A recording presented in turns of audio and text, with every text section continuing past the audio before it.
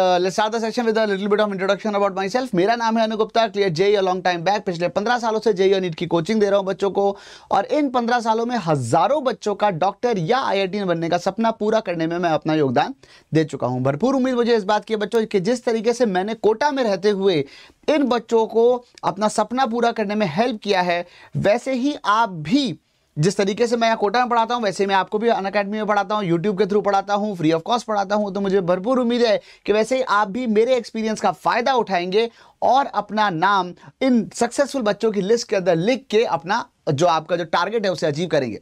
ठीक है, तो फिर बिल्कुल तैयार है सारे हमारे बिल्कुल जोशीले फ्यूचर डॉक्टर्स? कैसे हैं बच्चों? चलिए, नहीं रुको, मेरी तबीयत बिल्कुल ठीक है, थैंक यू फॉर आस्किंग, पर ऐसा बिल्कुल भी नहीं है। ठीक है, वाह वाह, क्या बात है सॉलिहा जी, आप आ गई आज टाइम पर।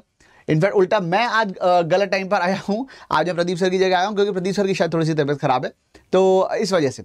ठीक है, तो चलिए कंटिन्यू करते हैं। अच्छा, हाँ, सारे कोटा के टीचर्स हैं। हाँ, अब कोटा में बहुत सारी टीचर्स है भी ना। ठीक है, चलिए भाई, अगर आपको हम लोगों से जुड़ना है तो आप ये अनलॉक नीट चैनल ज्वाइन कर लो। इसके ऊपर सारे के सारे आपको नोटिफिकेशन मिल जाते हैं, सारी पीडीएफ भी इसके ऊपर हम लोग अपडेट कर देते हैं बच्चों। अच्छा, दूसरी बात, अनअकैडमी का सब्सक्रिप्शन क्यों लेना चाहिए? कई बार बच्चे मुझसे पूछते हैं कि सर जब आप यहाँ पे यूट्यूब पे हर चीज़ पूरी पढ़ा ही देते हो तो ज़रूरत क्या है? What is the requirement of taking a subscription? तो देखो भाई, सब्सक्रिप्शन लेने से क्या होता है कि आपका एक जो डेडिकेशन है वो बढ़ता है, आपकी सिंसियरिटी बढ़ती है, आपकी कंपनी इंप्रूव होती है। जिन बच्चों के साथ बैठ के आप पढ़ रहे हो वो भी बहुत ज़्यादा सिंसियर बच्चे होते हैं। ये 3 मेजर बातें हैं आपकी तरफ से। दूसरी बात, हमारी तरफ से आपको एक्स्ट्रा सर्विसेज मिलती हैं, जैसे कि हम आपके डाउट्स क्लियर करते हैं। एक और एक्स्ट्रा सर्विस होती है, वो है आपकी प्रोफाइलिंग होती है। यहाँ पर प्रोफाइलिंग मतलब किस तरीके के क्वेश्चंस आपने अटेम्प्ट किए, कितने आपसे गलत हुए, कौन से सही हुए, किस तरीके के पर्टिकुलर क्वेश्चंस हैं जो आप लगातार गलत करते हो और कहाँ पे आपको ज़्यादा फोकस की रिक्वायरमेंट है। ये सारी बातें आपको यहाँ पर पता चलती हैं। ठीक है, कौन सा कोर्स कितने का है और क्या है, ये सब बातें अब हम towards the end of the session कर लेंगे। लेकिन अब हाँ, ये कह सकता हूँ मैं, अगर आप लोग 2021 की तैयारी कर रहे हैं तो आप 6 महीने का सब्सक्रिप्शन ले सकते हैं, और अगर आप 2022 या उसके बाद की तैयारी कर रहे हैं तो आप 1 साल या 2 साल का सब्सक्रिप्शन ले सकते हैं। सब्सक्रिप्शन आप कोई सा भी लेंगे, कोड आप आपके अपने अनुसार का ही यूज करेंगे। कोड है ANU। ठीक है, और 10 हटा दिया मैंने। ANU is the code. And अगर आप ये वाला कोड यूज करते हो बच्चों, तो उससे क्या होता है कि आप सीधे मेरी मेंटरशिप में आ जाते हो। एक तो आपको 10% का डिस्काउंट मिलता है। ठीक है, जो अभी थोड़े दिन तक ही 10% है, थोड़े दिन बाद ये 5% रह जाएगा। इसलिए अगर आप सोच रहे हो सब्सक्रिप्शन लेने की तो एज सुन एज पॉसिबल ले डालो। ठीक है, दूसरी बात, इससे आप मेरी मेंटरशिप में आ जाते हो तो क्या पढ़ना है, मेरे 15 साल के एक्सपीरियंस का फायदा उठा सकते हैं आप, कि क्या पढ़ना है, कैसे पढ़ना है, मटेरियल कौन सा होना चाहिए, स्ट्रैटेजी क्या होनी चाहिए, टाइम मैनेजमेंट कैसे करना है, कौन सा सब्जेक्ट पहले पढ़ना है। ये सारी की सारी बातें मैं आपको बताता हूँ। इनफैक्ट कोटा का जो बेस्ट मटेरियल है वो भी मैं आपको प्रोवाइड कर सकता हूँ, लेकिन वो सिर्फ सारी बातें सिर्फ तब होंगी जब आप सब्सक्रिप्शन लेंगे और कोड यूज़ करेंगे ANU। ठीक है, आप आइकनिक सब्सक्रिप्शन भी ले सकते हैं, जिसके अंदर जिन भैया दीदी जिन्होंने टॉप 100 में नीट फोड़ा होगा लास्ट ईयर, जिनसे आप मिलने के लिए बहुत ही ज़्यादा आतुर रहते होंगे कि एक झलक मिल जाए, 5 मिनट बात हो जाए, 10 मिनट बात हो जाए। कैसा रहे कि अगर वो भैया दीदी आपको पूरी तरीके से गाइड करने के लिए तैयार हो। ठीक है, और अगर वो पूरी तरह से आपको गाइड करने के लिए तैयार हैं पूरे साल के लिए या जब तक भी के लिए भी आप सब्सक्रिप्शन लेते हो, तो कितना बढ़िया रहे। ठीक है, वो भी पर्सनल कोचिंग। ठीक है, ऐसे नहीं कि मतलब भीड़ में खड़े होकर बोल दिया, पर्सनल कोचिंग। अकेले आपको आपके टेस्ट एनालिसिस के बेसिस पे वो आपको समझाएंगे कि भाई तेरे को ये पढ़ने की जरूरत है, तो ये क्यों नहीं करता है, ये वाली चीज़ किया कर।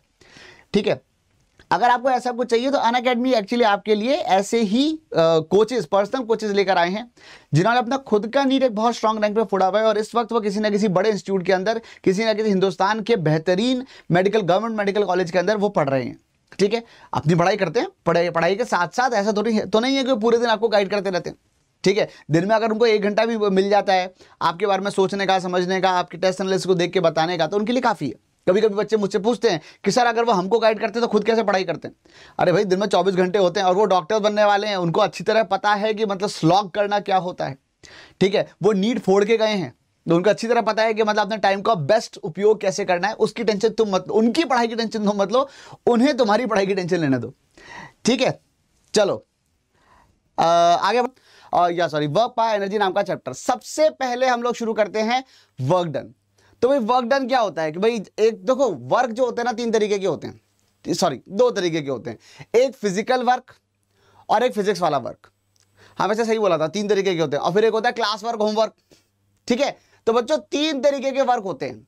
एक होता है फिजिक्स वाला वर्क जो हम पढ़ने वाले हैं, एक होता है फिजिकल वर्क जो एक्चुअली हमने किया, और एक होता है क्लास वर्क, होमवर्क। अब हम बात कर रहे हैं, हम कौन से वर्क की बात कर रहे हैं यहाँ पे ये देख लेते हैं।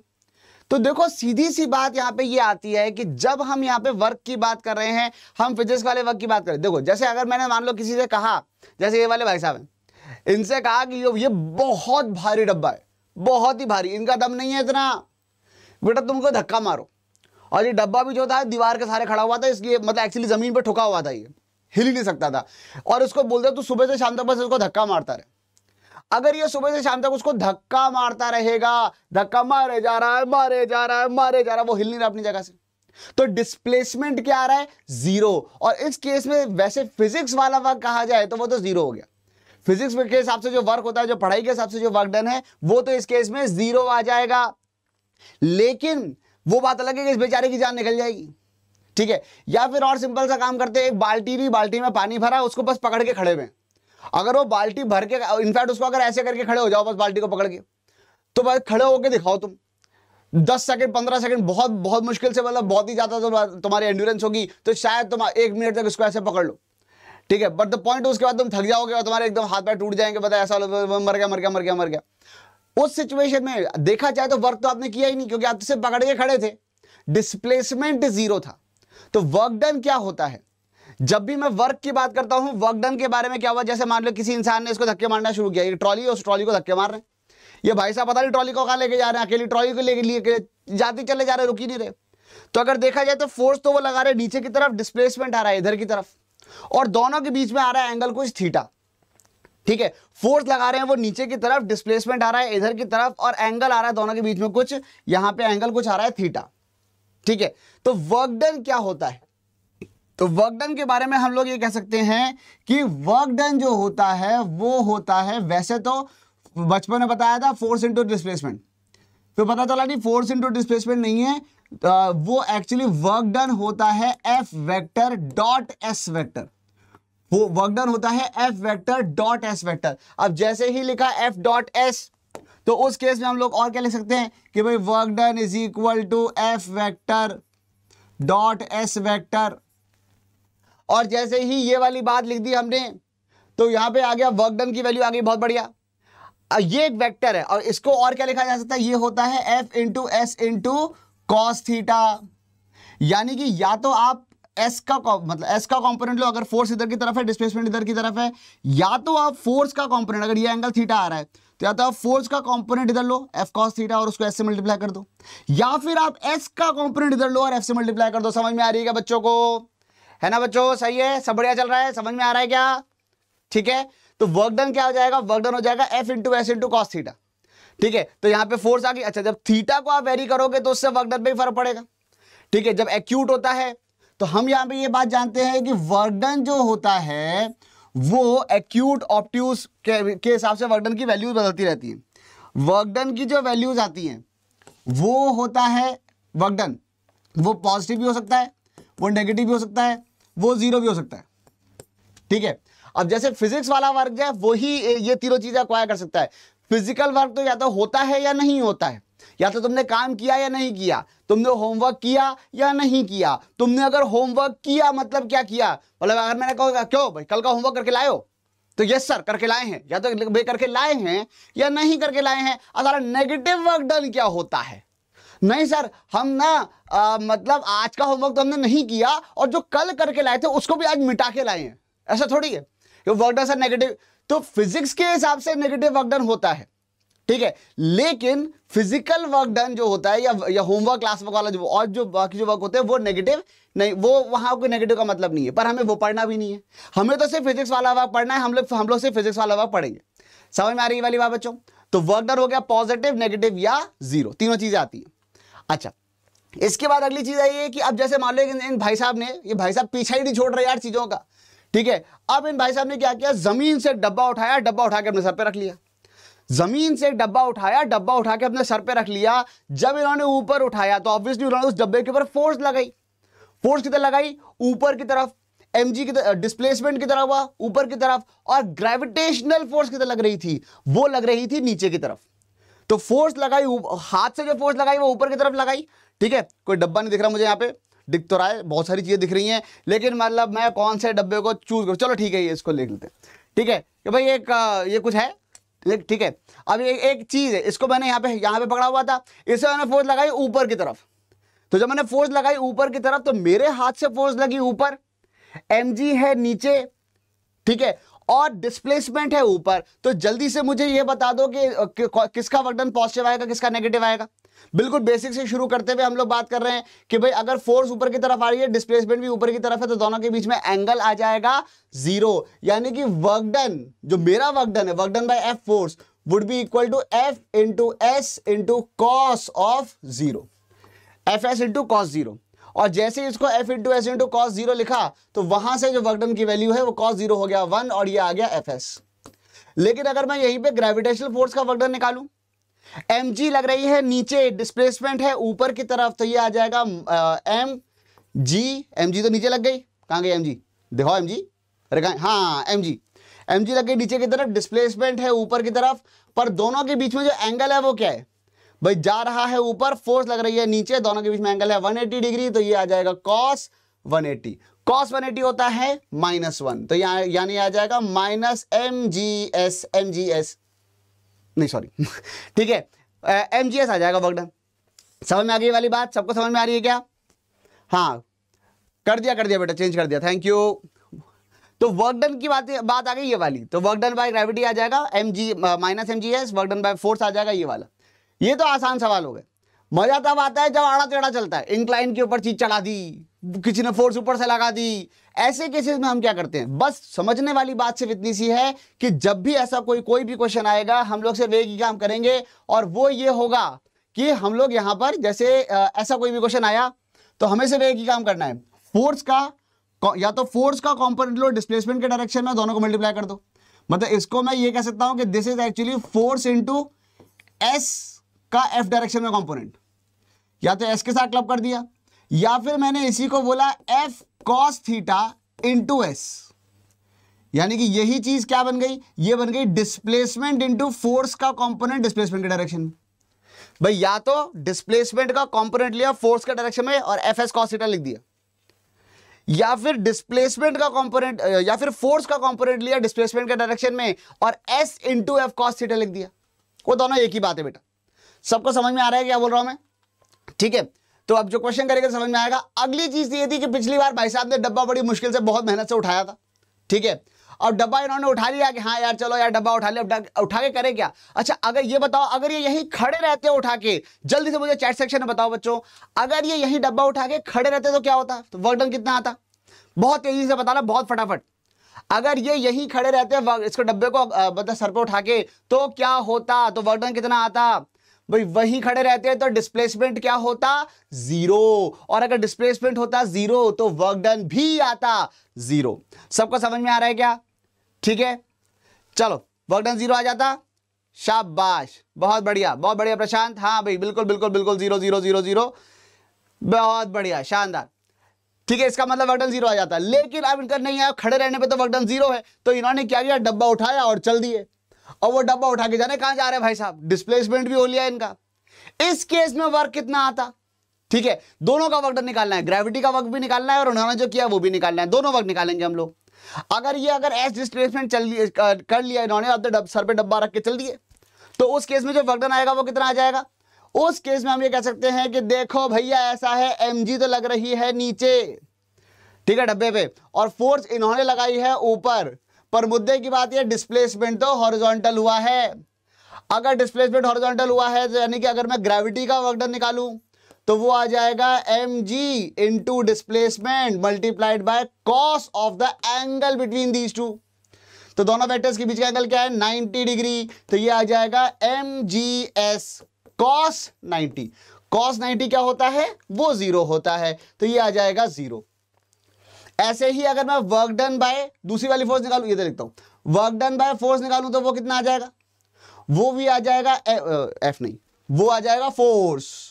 ठीक है, तो फोर्स कितनी हो जाएगी, हाँ भाई फोर्स की वैल्यू क्या हो जाएगी, फोर्स तो हो जाएगी F into S into cos of 0, sorry cos of 90, cos 90 हो जाएगा क्योंकि ये वाला एंगल भी 90 डिग्री है, कॉस 90 हो जाएगा 0 और ये भी आ जाएगा 0। तो इन्होंने भी कोई वर्क नहीं किया, बिल्कुल नालायक कहीं के, बिल्कुल इन्होंने भी कोई वर्क नहीं किया। ठीक है, अब आते हैं थोड़े से भारी सवाल, थोड़ा देखो धीरे धीरे अपन लेवल बढ़ाते जाएंगे। समझ में आ रही बात? अगर अच्छा लग रहा है तो चैट बिल्कुल रुकनी नहीं चाहिए, अपने हार्ट्स और आपकी चॉकलेट्स और जब या जो भी चीज़ आप बनाते हो, जो आप प्यार देते हो, वो दिखते रहना चाहिए बच्चों। ठीक है, अच्छा इसके बाद क्या हुआ, देखो यहां पे एक आदमी ने फोर्स लगाई, साथ में फ्रिक्शन भी लग रहा था, and let me just assume कि एक्चुअली ये इसको धक्के मार मार के एल लेंथ ऊपर ले गया एंड ये वाला एंगल थीटा था। ठीक है, यहां पे देखा जाए तो 3 लोगों ने वर्क किया, इस डब्बे के ऊपर 3 लोगों का वर्क डन है। अभी हम लोग सिर्फ वर्क डन की बात कर रहे हैं। ठीक है, वर्क डन कैलकुलेशन की, उसके बाद मैं अब इस बात पे आऊंगा कि वर्क का मतलब क्या हुआ, एनर्जी से कैसे रिलेट कर सकते हैं और वर्क एनर्जी थ्योरम क्या होती है, ये सारी बातें हम लोग करेंगे। लेकिन वर्क क्या होता है, एक फोर्स इधर लगी, एक फोर्स नीचे लगी, ये हो गया फ्रिक्शन, ये होगी भाई साहब का दम जो इन्होंने अलोंग द इंक्लाइन लगा रखा है। और यहां पे क्या हुआ, और साथ में आया ये एंगल थीटा, और अगर ये एंगल थीटा आ गया, एल लेंथ ऊपर चले गए, एक और फोर्स लग रही है, वो है ग्रेविटी की। तो अगर हम लोग तीनों की बातचीत करें, चलो भाई तीनों की बातचीत करते हैं। एक हो गया वर्क डन बाय ग्रेविटी, फिर हो गया work done by the man, ये चलो वर्क डन बाय ग्रेविटी हो गया, वर्क डन बाय मैन हो गया, और वर्क डन बाय फ्रिक्शन हो गया। ठीक है, ये तीनों अपने को निकालने हैं। जल्दी से मुझे निकाल के बता सकते हो क्या बच्चों, क्या क्या आएंगे? सबसे पहले काम करते हैं, वर्क डन बाय मैन निकालते हैं। सबसे पहले वर्क डन बाय मैन निकालते हैं। तो वर्क डन बाय मैन कितना आएगा, डिस्प्लेसमेंट कितना है L, और उसी डायरेक्शन में फोर्स लगाई थी FP, यानी कि वर्क डन आ जाएगा FP multiplied by L into angle कितना है cos ऑफ 0, और इसका मतलब ये जो चीज है वो निकल के आ गई है FPL। ये बात सबको समझ में आ गई कि नहीं आ गई? कोई हैरानी परेशानी तो नहीं है इसके अंदर? सबको समझ में आ रहा है क्या बेटा? क्लियर है? अच्छा, what is the work done by this friction? अब बताओ फ्रिक्शन का वर्क डन, देखो कैलकुलेट करते जाओ, अच्छा लगेगा, मजा आएगा। ठीक है, फ्रिक्शन का वर्क डन अगर हम निकालते हैं, what is the work done by friction, तो भाई फ्रिक्शन लग रहा है इधर की तरफ, डिस्प्लेसमेंट है उधर की तरफ, और दोनों के बीच में एंगल क्या है, फ्रिक्शन है इधर की तरफ, डिस्प्लेसमेंट है उधर की तरफ, दोनों के बीच में एंगल क्या है 180 डिग्री। तो कॉस ऑफ 180 से मल्टीप्लाई किया, और cos 180 क्या होता है, -1 होता है बच्चों, और इसका मतलब ये आ गया -FL। ठीक है, तो वर्क डन आ गया -FL। अच्छा, तीसरी बात, what is the work done by gravity? तो वर्क डन बाय ग्रेविटी अगर मैं ढूंढने जाऊं तो ग्रेविटी को मुझे हरे रंग से लिखना बड़ा पसंद है, वर्क डन बाय ग्रेविटी। अब देखो ग्रेविटेशनल फोर्स जो लग रही है वो कहां लग रही है, ग्रेविटेशनल फोर्स तो यहां लग रही है नीचे की तरफ, सीधे सीधे नीचे, mg मान लेते हैं, m इसका मास मान लेते हैं। ठीक है, तो इस mg के 2 कंपोनेंट है। अब देखो आप दो काम कर सकते हो। एक तो आप ये कर सकते हो कि भाई डिस्प्लेसमेंट, मैंने आपसे क्या कहा, अब हमारे काम की चीज पे। ठीक है, डिस्प्लेसमेंट कितना होता है, अब सॉरी वर्क डन निकालते रहे आप क्या कर सकते हो, या तो आप फोर्स का कंपोनेंट ले लो डिस्प्लेसमेंट के परपेंडिकुलर, डिस्प्लेसमेंट के पैरेलल, या फिर डिस्प्लेसमेंट का कंपोनेंट ले लो फोर्स के पैरेलल। दोनों काम कर सकते हैं हम लोग। ठीक है, जो आपको ज्यादा कंफर्टेबल लगे। मुझे पर्सनली स्पीकिंग हमेशा ज्यादा कंफर्टेबल लगता है mg का कंपोनेंट इंक्लाइन के अलॉन्ग लेना, क्योंकि मुझे अक्सर आदत होती है, मुझे ये पता है कि ये वाला जो कंपोनेंट जब मैं इधर लेता हूं तो mg sin थीटा आता है, और ये वाला कंपोनेंट mg cos थीटा आता है। ठीक है, ये हो गया mg sin थीटा, और ये वाला कंपोनेंट हो गया mg cos थीटा।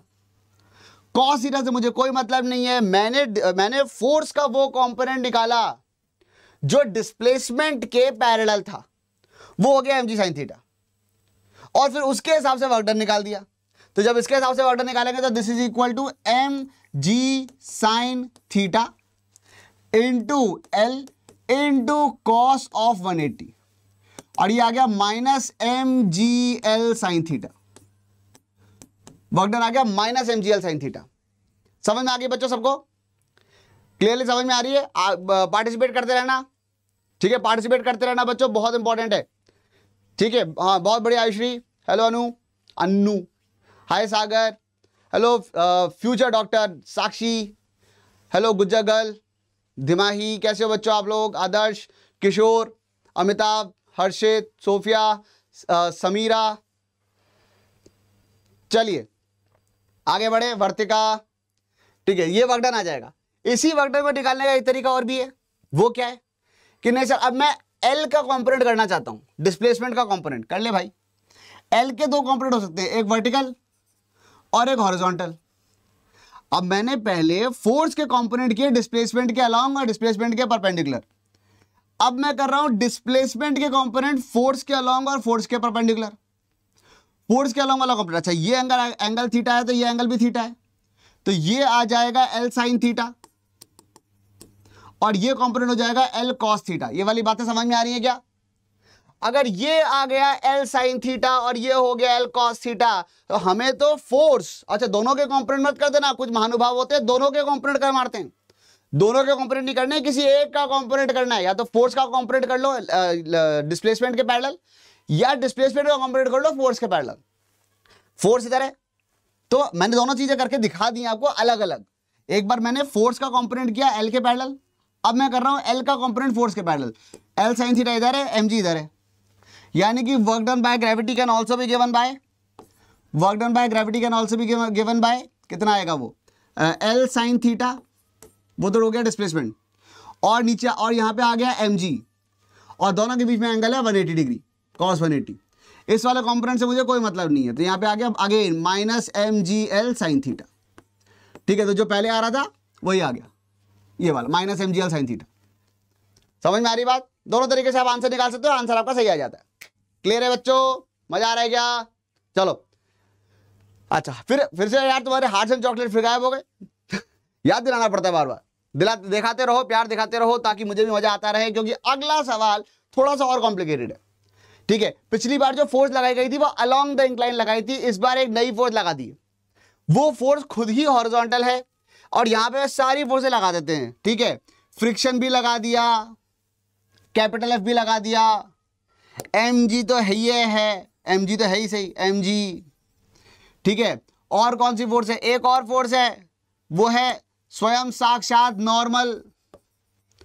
ठीक है, तो यहां पे 4 फोर्सेज है इसके ऊपर, और मान लो कि ये मेहनत करते करते किसी तरीके से ये एक्चुअली एल लेंथ ऊपर चला गया, एंगल थीटा दे रखा है। क्वेश्चन आपसे ये पूछा जा रहा है कि इन चारों का वर्क डन अलग अलग बता दो। क्या आप मुझे चारों का वर्क डन अलग अलग बता सकते हैं? बिल्कुल बिल्कुल तसल्ली से बैठ के। सबसे पहले हम लोग निकालेंगे वर्क डन बाय, बोलो क्या लेंगे? हमें सारे निकालने हैं, हमें फ्रिक्शन भी निकालना है, हमें ग्रेविटी भी निकालना है, हमें नॉर्मल भी निकालना है, और हमें उस कैपिटल एफ फोर्स का वर्क डन भी निकालना है। ठीक है, अगर ये एल ऊपर गया, जल्दी से बताओ बच्चों, चलो शुरू करते हैं। What is the work done by friction? What is the work done by friction? As soon as possible, फटाफट से बता दो। फ्रिक्शन का वर्क डन कितना आएगा?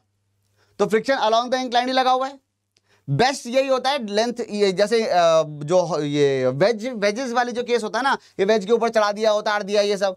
इस केस में फोर्स का कंपोनेंट इधर ले लो लेंथ के डायरेक्शन में, तो उससे सबसे ज्यादा आसानी से फटाफट क्वेश्चंस के आंसर सॉल्व होते हैं। वर्क डन बाय फ्रिक्शन की बात करते हैं हम लोग। सबसे पहले हम लोग बात करते हैं वर्क डन बाय फ्रिक्शन।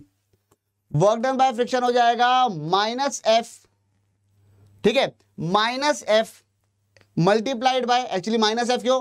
क्योंकि फोर्स, और अब समझ में आ जाएगी, बार बार कॉस थीटा करके नहीं लिखते। फोर्स इधर है, डिस्प्लेसमेंट उधर है, डायरेक्शन अपोजिट है, तो माइनस एफ एल। कोई हैरानी परेशानी तो पूछ लेना बेटा, और नहीं हो तो चैट में हार्ट दिखा देना या लाइक कर देना। ठीक है, अगली चीज यहां पे ये है कि अगर मैं बात करूं what is the work done by capital F, तो what is the work done by capital F? तो एफ के फिर मेरे को दो कंपोनेंट करने पड़ेंगे, एक कंपोनेंट जो इंक्लाइन के पैरेलल हो और एक कंपोनेंट जो इसके परपेंडिकुलर हो। परपेंडिकुलर वाले से मुझे कोई मतलब नहीं है, ये एंगल थीटा हो जाएगा, तो ये कंपोनेंट हो जाएगा एफ कॉस थीटा। तो यहां पे जो वर्क डन आएगा वो कितना हो जाएगा? Work done would be given by plus F cos theta into L. I hope आप ये बात समझ पा रहे हो कि मैं कर क्या रहा हूं। मैं बेसिकली पहले मैंने आपको बिल्कुल बेसिक से सॉल्व करना सिखाया, अब मैं धीरे धीरे थोड़ा फास्ट कराने की कोशिश कर रहा हूं, क्योंकि मुझे उस लेवल पे पहुंचना है जहां पे नीट के सवाल आते हैं। इनफैक्ट मुझे उससे भी ऊपर जाना है। ठीक है, तो मैं धीरे धीरे क्वेश्चंस का लेवल बढ़ाता जा रहा हूं, इसलिए ध्यान से देखते जाना बच्चों। What is the work done by F? वो आ गया plus F cos theta into L. ठीक है, अच्छा what is the work done bye, अगला सवाल आया कि भाई एक काम करो, ग्रेविटी का वर्क डन भी बताई तो लगे हाथों। ग्रेविटी का वर्क डन निकालोगे तो क्या आएगा? ग्रेविटी का वर्क डन निकालेंगे तो पहले ग्रेविटी का ये कंपोनेंट्स करेंगे। अच्छा एक बात ध्यान रखना, एक जनरल एक एडवाइस है, जब भी आप फोर्स के कंपोनेंट या किसी भी चीज के कंपोनेंट करते हो, तो कंपोनेंट करते टाइम उस चीज को काट दो, ताकि बाद में कहीं कैलकुलेशन में वो चीज दोबारा काउंट ना हो जाए। अब जैसे ये एम जी यहां लग रही है तो एम जी का एक कॉम्पोनेंट इधर हो गया, एम जी का एक कॉम्पोनेंट इधर हो गया, इसको उड़ा दिया। ये क्या है, एम जी साइन थीटा, ये क्या है, M G cos theta. Work किसकी वजह से होगा, एम जी साइन थीटा की वजह से। तो work done by gravitational force is equal to, और जिधर जा रहा है, सॉरी जहां जा इधर रहा है, फोर्स उधर लग रही है, तो ये हो जाएगा minus M G sine theta multiplied by friction, sorry length curve L. ठीक है, तो ये आ जाएगा, ये एल से मल्टीप्लाई कर देंगे इसको, और जैसे ही आपने इसको एल से मल्टीप्लाई किया आ गया आपका आंसर। फिर एक और बात आई, और कौन सा रह गया था, नॉर्मल। सबसे खूबसूरत तो नॉर्मल ही है। वर्क डन बाय नॉर्मल क्या आएगा मेरे बच्चों, वर्क डन बाय नॉर्मल क्या आएगा, वो आएगा 0। क्यों, क्योंकि नॉर्मल सरफेस के परपेंडिकुलर फोर्स लग रही है और डिस्प्लेसमेंट इधर हो रहा है। इतना तो पक्का है कि दोनों के बीच में जो एंगल है वो 90 डिग्री है। डिस्प्लेसमेंट और नॉर्मल के बीच का जो फोर्स है वो 90 डिग्री है, इसलिए वर्क डन बाय नॉर्मल आ जाएगा 0। समझ में आ रहा है क्या सबको बच्चों, बिल्कुल क्लियरली समझ में आ रहा है, पूरा सवाल समझ में आया क्या। चलिए अब अपन करते हैं, एक दो क्वेश्चन और करते हैं, ठीक है, क्योंकि वैसे तो मैं आज कुछ एक्सपेरिमेंट्स भी लेकर आया हूं आपके लिए, प्रैक्टिकल एक्सपेरिमेंट्स करने के लिए। देखते हैं समय मिलता है तो आज करेंगे, नहीं तो कल करेंगे। जैसे कि मेरे पास एक स्प्रिंग है, ठीक है, अगर ये जो स्प्रिंग है, ये स्प्रिंग ऐसे यहाँ पे कुछ डब्बा है, ये डब्बा सा है, वो स्प्रिंग से लटका हुआ है, फिर वो कुछ कुछ नाच भी रहा है, ऐसे चम कर रहा है ये तो। और प्लीज नोट, ये बोर्ड पे ग्राफिक्स नहीं है, ये एक्चुअली है, ठीक है, ये एक्चुअली एग्जिस्ट कर रहा है। ये देखो, ये मेरे आगे आ गया, ठीक है। तो ये सब चीजें भी करते रहते हैं हम लोग, और ताकि आप हमारे बच्चों को जिससे जैसे भी बेस्ट से बेस्ट फील आ जाए, उससे बेहतर और कुछ नहीं चाहिए, बस जितना हो सके उतना करना है, ठीक है। तो एक मिनट, इन भाई साहब को अभी थोड़ी सी देर के लिए वापस रख देते हैं, तुम जाओ बोर्ड के बाहर जाओ, चलो उधर जाके बैठो तसल्ली से, और गिरना नहीं बीच में, पता चला पढ़ाते पढ़ाते कूद पड़ो ऊपर से नीचे।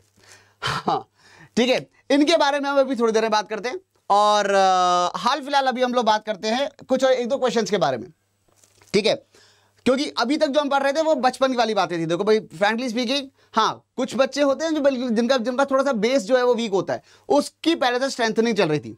नाउ लेट्स, अब हम ग्राउंड जीरो पे आ गए, now let's start building up, ठीक है। 11वीं 12वीं के हिसाब से जो बच्चे जिनको पढ़ना चाहिए उस हिसाब से पढ़ाई शुरू करते हैं। अब क्या हुआ, नेक्स्ट क्वेश्चन ये है कि मान लीजिए कि ऐसे एक सर्कुलर ट्रैक था, ठीक है, एक सर्कुलर ट्रैक था। वर्क डन के बारे में अब मैं और बातें क्या कर सकता हूं, एक तो मैं ये कह सकता हूं कि भाई वर्क डन जो होता है, वर्क जो होता है, या डी डब्ल्यू, ठीक है, अब हम बड़े हो गए, तो डी डब्ल्यू होता है F vector dot D S vector, छोटा सा वर्क डन, छोटा सा displacement F dot D S, ठीक है। और इसी को अगर फोर्स कांस्टेंट है, इफ फोर्स कांस्टेंट कांस्टेंट, तो उस केस में हम लोग क्या कर सकते हैं, जो नेट वर्क डन वैसे आता, वर्क डन की वैल्यू जो आती वो होती integral F vector dot DS vector, और अगर फोर्स कांस्टेंट है तो वो बाहर आ जाती, ये हो जाता F vector dot DS vector का इंटीग्रल, और छोटे छोटे डिस्प्लेसमेंट्स को मिला के सबको ऐड करते तो ये आ जाता एफ डॉट एस वेक्टर, ठीक है। तो बेसिकली ये वाला एक्सप्रेशन एक्चुअली सिर्फ तब ट्रू है जब फोर्स कांस्टेंट है, ठीक है। अब एक सवाल मेरा आपसे, छोटा सा क्वेश्चन है, ध्यान से देखना। ये बताओ, अगर एक सर्कुलर ट्रैक है, हम आसमान से देख रहे हैं, और यहां पे मैंने रखा एक डब्बा, डब्बे का जो मास था वो था m, और डब्बे के नीचे जो फ्रिक्शन था वो था म्यू। तो आई होप आपको ये बात समझ में आती है कि जो नॉर्मल है, हम आसमान से देख रहे हैं, तो mg अंदर की तरफ लग रही है, नॉर्मल बाहर की तरफ लग रही है।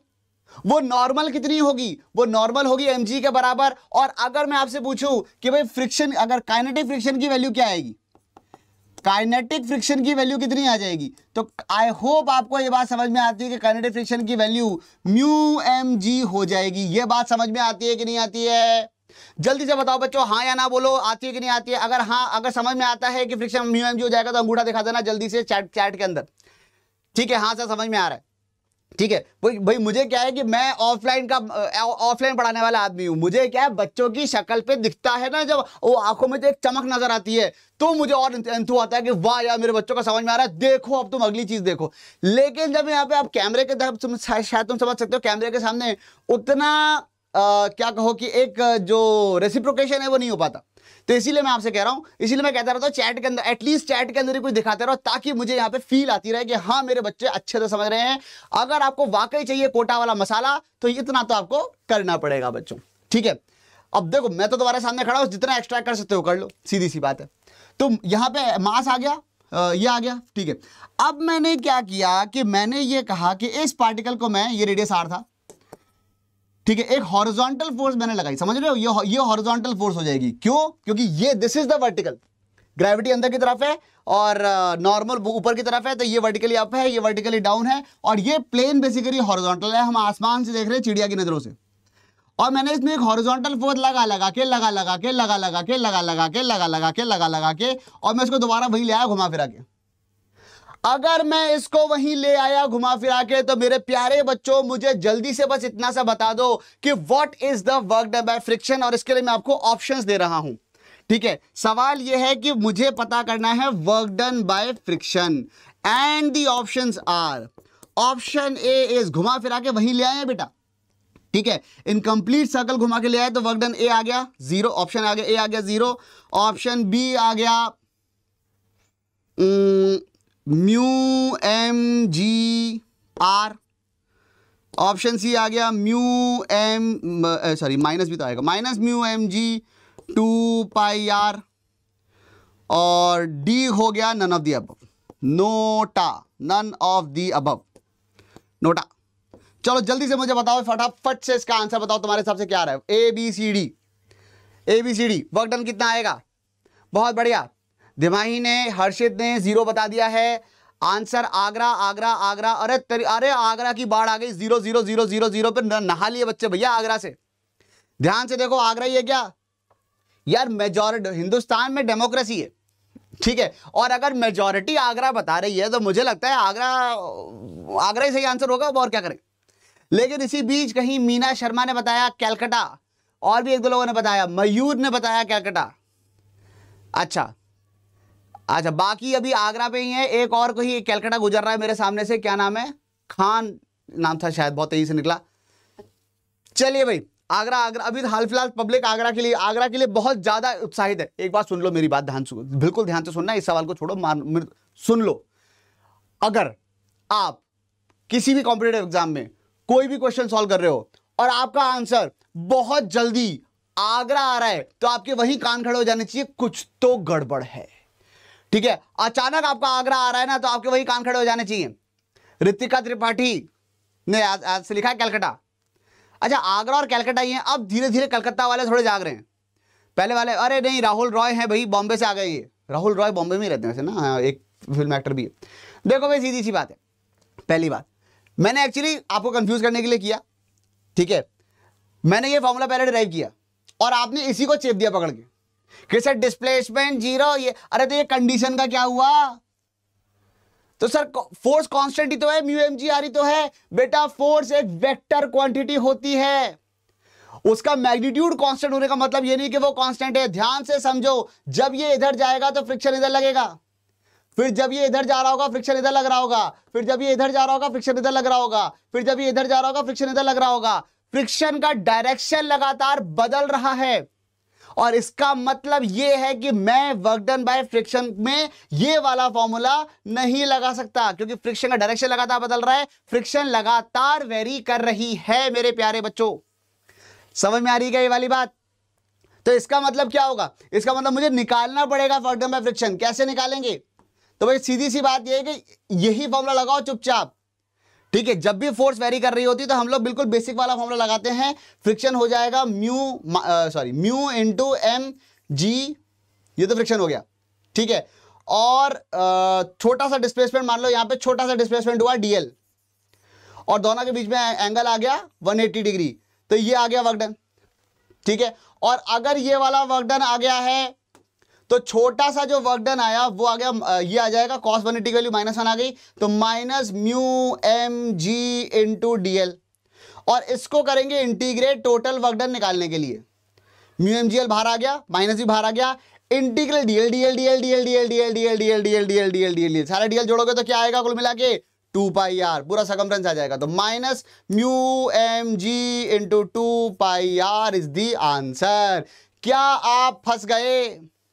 क्या आप फंस गए? अगर आप फंस गए तो कोई बात नहीं, ये बहुत अच्छी बात है कि आप फंस गए। इसका मतलब ये है कि आपके दिमाग में जो एक कील घुसी हुई थी ना, जो आपको गलत आंसर लिखवा रही थी। और समझ लो बच्चों, जिन लोगों ने भी आंसर लिखा आगरा लिखा, जिन्होंने इनफैक्ट मुझे लगता है जिन बच्चों ने कैलकाटा लिखा आंसर डायरेक्टली, उनके लिए तो वेस्ट हो गया, उनको तो समझ में आ ही गया पहले से। बात यह है कि जिन बच्चों ने आगरा लिखा था एकदम से, वो जो बच्चे हैं उन बच्चों को हुआ असली फायदा। क्यों? क्योंकि अगर एग्जाम में ये क्वेश्चन आता जो कि हाई प्रोबेबिलिटी आ सकता है, तो वो खट से आगरा लिख के आते और वहीं +4 की जगह -1 कमाते। ठीक है, अब अगर आपने देखा आगरा पार्टिसिपेट किया, that's a very good thing. दूसरी बात, आंसर गलत दिया, और भी अच्छी बात है, क्योंकि अब आपको सीखने का मौका मिलेगा, अब आपने कुछ नया सीखा और आंसर आएगा -μmg2r। मुद्दे की बात यहां पे क्या है कि जब आप गोल घूम के भी आ जाओ तो इसका मतलब ये नहीं है कि वर्क डन 0 होगा ही होगा। फोर्स अगर कांस्टेंट होती तो F.S लगाते, फोर्स कांस्टेंट नहीं है तो उस केस में आप ये वाला फॉर्मूला नहीं लगाओगे। समझ में आ गई बच्चों ये वाली बात? सीखा कुछ? मजा आया? चलो, तो अगर मजा आया तो प्यार देते रहना ताकि मुझे भी मजा आता रहे। चलिए नेक्स्ट क्वेश्चन करते हैं। अगला सवाल यहां जो आता है वो ये है, ठीक है, ध्यानपूर्वक देखें।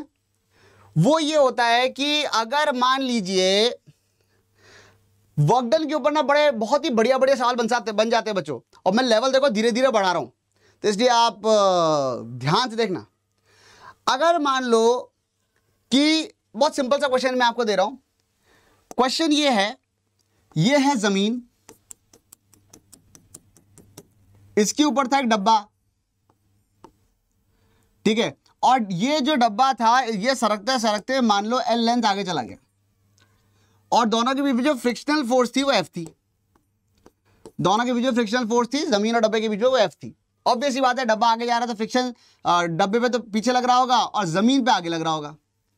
अगर मैं आपसे बस इतना सा पूछूं कि what is the work done on the block, what is the work done on block bye ground, जमीन ने कितना वर्क किया ब्लॉक के ऊपर, तो क्या आंसर दोगे आप?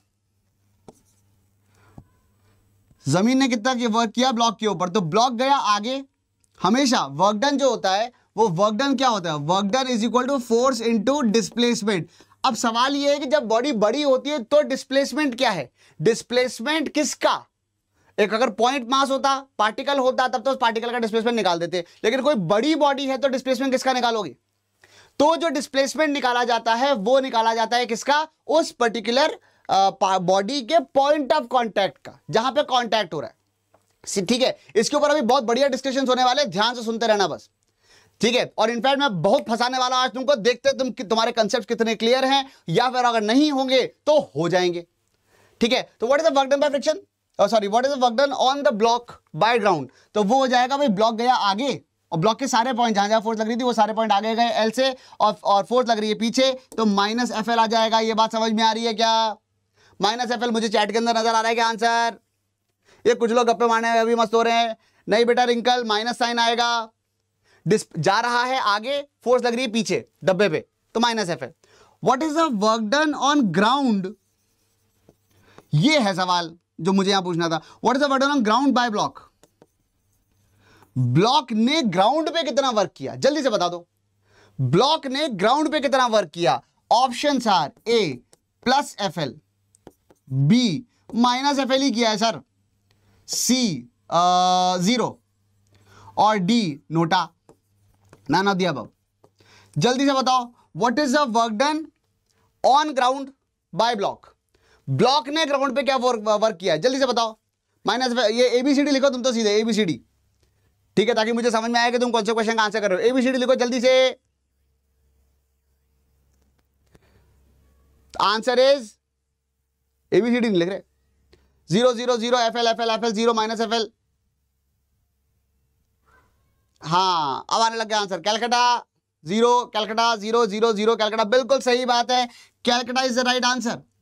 क्यों? क्योंकि जमीन का तो डिस्प्लेसमेंट ही नहीं हुआ, तो ऐसा नहीं है कि अगर इसने उस पर वर्क किया तो उसने भी इस पर वर्क किया ही होगा, ठीक है। जमीन तो हिली नहीं अपनी जगह से, तो इसलिए वर्क डन क्या आया? 0।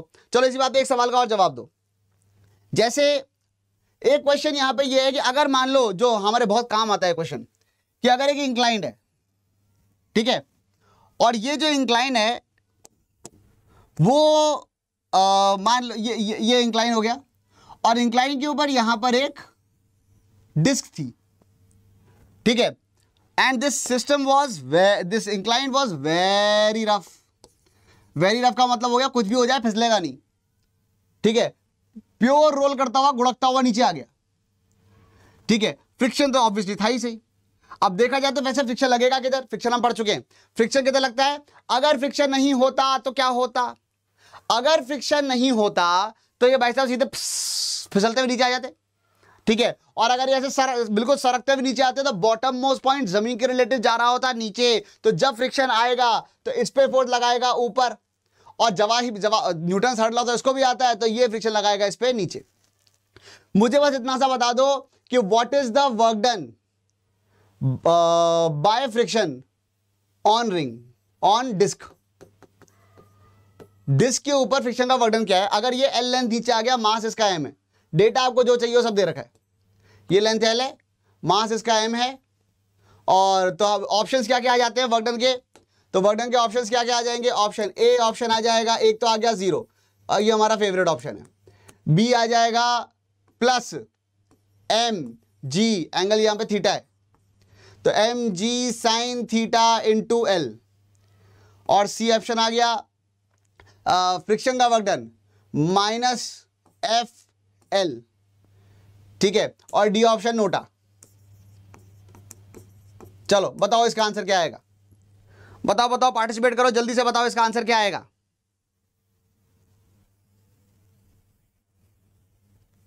It's all my pleasure मार्लितो।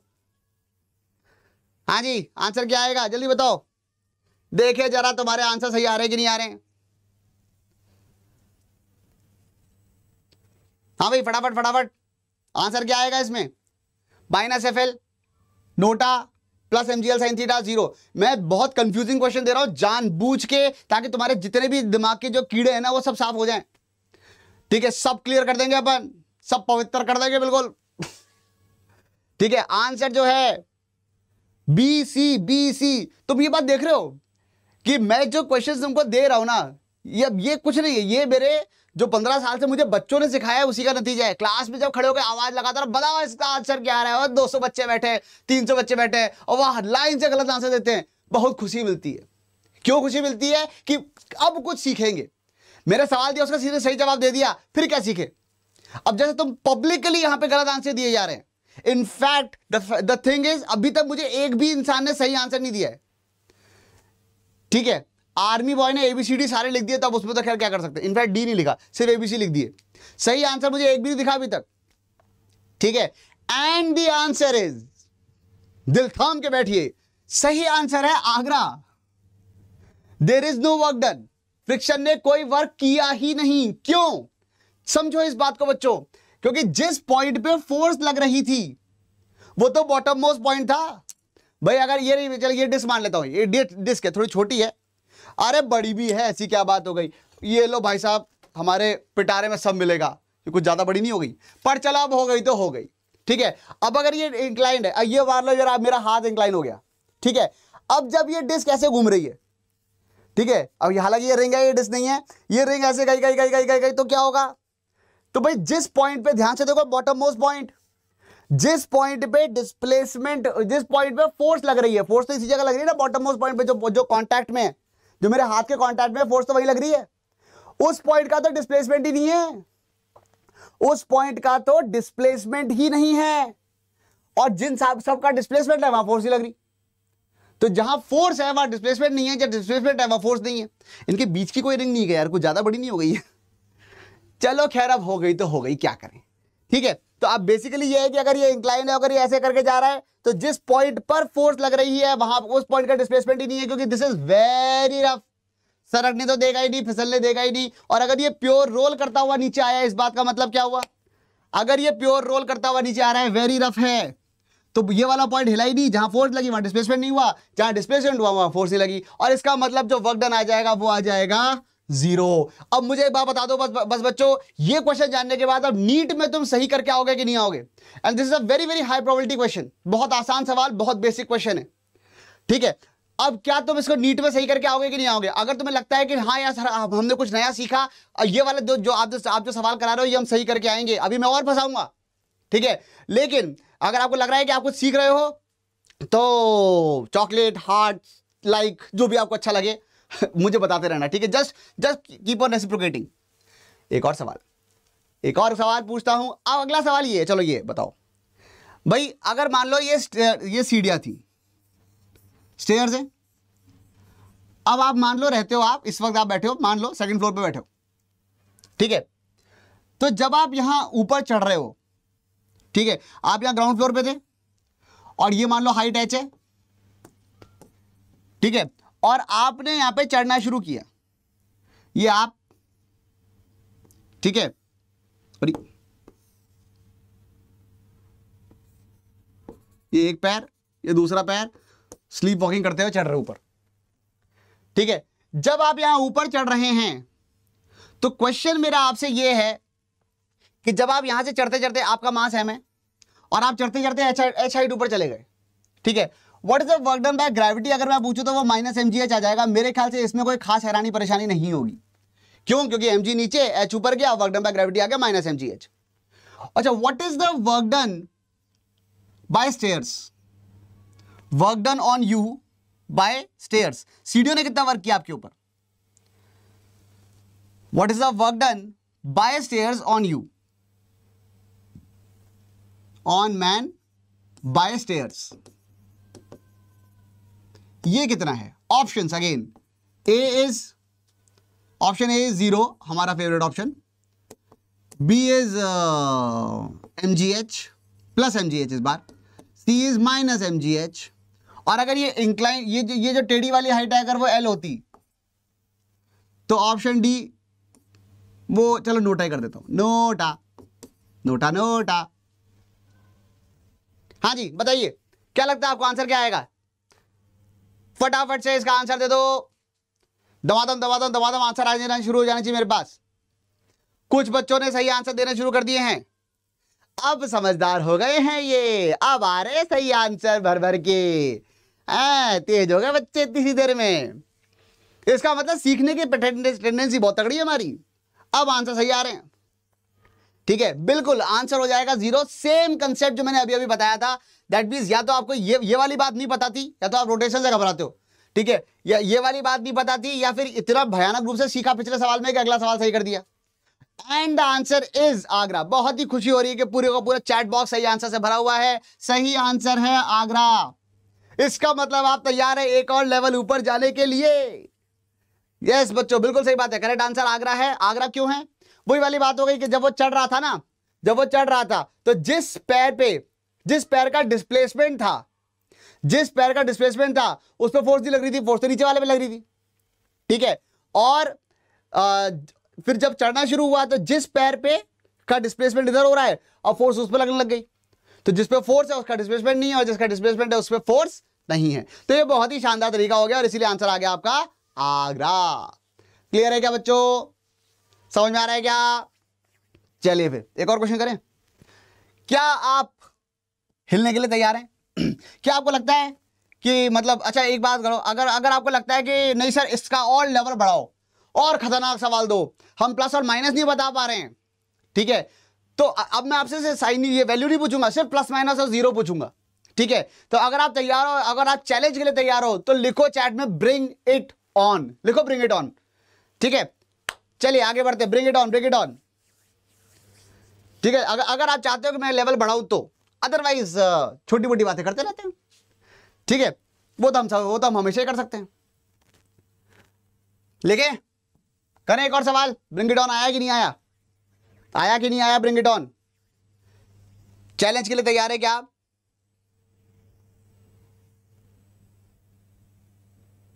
आ गया ब्रिंग इट ऑन, आ रहे बिल्कुल ब्रिंग इट ऑन आ गए। बहुत बढ़िया, चैलेंज के लिए हमारे बच्चे तैयार हो गए हैं। आज जाओ, हम समझते क्या, डरते थोड़ी हम किसी से, चलो कर लेते हैं, पक्का है ना, श्योर ना? चलो अच्छा, just before we talk about the next question, थोड़ा सा लेवल में बढ़ा रहा हूं, इसलिए मैं एक छोटी सी बात पहले कर देता हूं। और वो छोटी सी बात ये है कि पहले बस मुझे इतना सा बता दो कि अगर मान लो ये जमीन है, ठीक है, और इसके ऊपर यहाँ पे एक इंसान है, ये इसका पिछला पैर और ये अगला पैर, और ये स्लीप वॉकिंग करते हुए ऐसे करके जा रहा है। ठीक है, तो अब मुझे बताओ पहले तो ये जमीन पे फ्रिक्शन कितना लगा रहा है, ये जमीन पे फ्रिक्शन कितना लगा रहा है। आपको ये वाली बात समझ में आ जानी चाहिए कि अगर वो आगे बढ़ रहा है इसका मतलब वो पहले जमीन को पीछे पुश कर रहा है, और जवाबी कार्यवाही में न्यूटन थर्ड लॉ तो जमीन को भी आता है, तो वो फ्रिक्शन आगे लगा रही है, तो उसकी वजह से वो आगे जा रहा है। तो हो ये रहा है कि जमीन पे फ्रिक्शन लग रहा है पीछे आगे की तरफ, सॉरी जमीन पे फ्रिक्शन लग रहा है पीछे की तरफ, और जमीन इस पे फ्रिक्शन लगा रही है आगे की तरफ। क्लियर है? ठीक है, अच्छा नेक्स्ट क्वेश्चन। तो अच्छा अगर ये स्लिप नहीं हो रहा है, एक छोटा सवाल यहां भी पूछ ही लेता हूं लगे तो, कि अगर ये स्लिप नहीं हो रहा है तो work done by friction on man क्या है? ठीक है, ऑप्शन ए 0 है, अगर ये एल लेंथ आगे चला गया तो ऑप्शन बी FL है, ऑप्शन सी -FL है, ऑप्शन डी नोटा है। चलो जल्दी से बता दो इन चारों में से, 0, FL, -FL या नोटा। 0, FL, -FL या नोटा, बताओ फटाफट। 0, FL, -FL या नोटा, कितना आएगा वर्क डन? आओ आओ बताओ बताओ।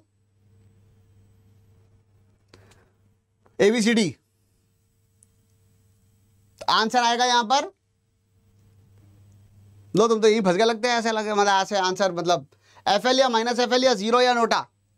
तुम तो छोटे सवाल में फंस गए, अभी तो मैंने बड़ा वाला सवाल दिया नहीं है। यहां तो हमारे प्यारे बच्चे छोटे सवाल में फंस गए। बॉम्बे, कलकत्ता, मस्त बॉम्बे, कलकत्ता, आगरा। चलिए आंसर इज, बिल्कुल सही बात है, फरदीन एंड आशुतोष एंड बीच बीच में तनुजा। सही जवाब है 0। अरे भाई आदमी आगे जा रहा है, पर पॉइंट ऑफ बात किसकी करनी होती है? डिस्प्लेसमेंट किसका देखना होता है? आदमी का या पॉइंट ऑफ कांटेक्ट का? डिस्प्लेसमेंट किसका देखना होता है? आदमी का या पॉइंट ऑफ कांटेक्ट का? भाई तुम्हारे सारे कीड़े निकाल दूंगा, तुम्हारे सारे जो किंग्स हैं ना, तुम्हारे जो मिसकंसेप्शंस हैं वर्क डन को लेके उसके साइन को लेके परेशान है लोग बाग यार। ठीक है, वर्क डन यहां पे फ्रिक्शन किसका आएगा? सॉरी, फ्रिक्शन ने वर्क किया, फ्रिक्शन ने कहां लगी? फ्रिक्शन कहां लगा? उसकी खोपड़ी में लगा क्या? फ्रिक्शन किस जगह लगा? उसके पैर पे।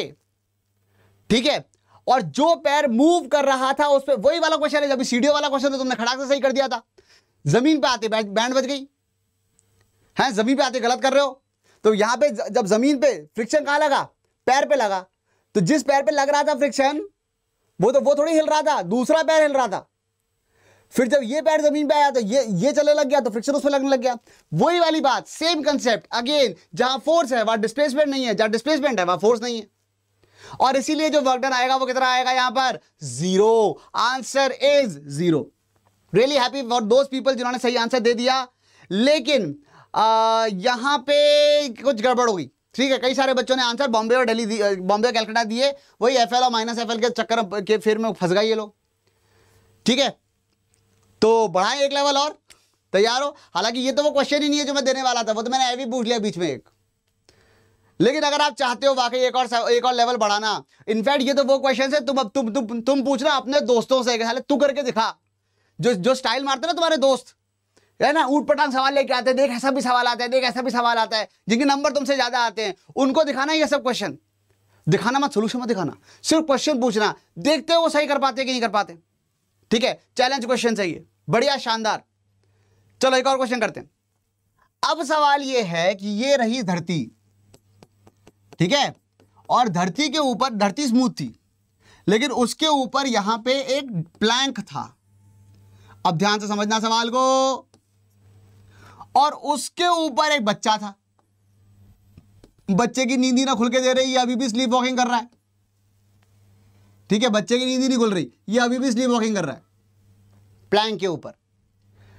ये नीचे जो सरफेस है ये स्मूथ है, ये वाला सरफेस स्मूथ है, और ये वाला जो सरफेस है ये रफ है, स्मूथ एंड रफ। ठीक है, अब इन भाई साहब ने निकल लिया ये। आई होप आपको ये बात समझ में आती है कि अगर इसका मास m है, इसका मास m' है, तो बच्चा अगर आगे जाएगा तो प्लैंक पीछे आएगा। ये वाली बात सबको समझ में आती है क्या? अगर बच्चा आगे जाएगा तो प्लैंक पीछे आएगा। ये वाली बात समझ में आती है कि नहीं आती है? वही वाली बात है ना, फ्रिक्शन। भाई जब बच्चे पे फ्रिक्शन आगे लगाता है, बच्चे ने जमीन पे फ्रिक्शन पीछे लगाया था, जमीन तो पीछे जा नहीं सकती, पर प्लैंक तो जा सकता है। तो प्लैंक, और नीचे फ्रिक्शन है भी नहीं, तो ये बढ़िया, प्लैंक पीछे जाएगा, बच्चा आगे जाएगा। सवाल मेरा आपसे ये है, बहुत ही बढ़िया सवाल, और ये काइंड ऑफ चैलेंज क्वेश्चन है। मैं क्लास में अगर कराता हूं, मैं तो चॉकलेट क्वेश्चन बोलता हूं, यहां से चॉकलेट नहीं बेच सकता मैं तुमको, लेकिन क्लास में ना चॉकलेट क्वेश्चन होता है, ये जो करेगा उसको टॉफी दूंगा, भले ये छोटी सी एक्लेयर्स दे दूं, लेकिन दूंगा जरूर। ठीक है, अभी के लिए मैं आपको ये कर सकता हूं कि जो इसका सही जवाब देगा उसको मैं शाउट आउट दूंगा यहां से चैट में, ठीक है ना। चलिए, तो let's try and solve. Question यहां पर ये आता है कि what is the work done, और मैं अमाउंट की तो बात नहीं कर रहा, ठीक है। Work done on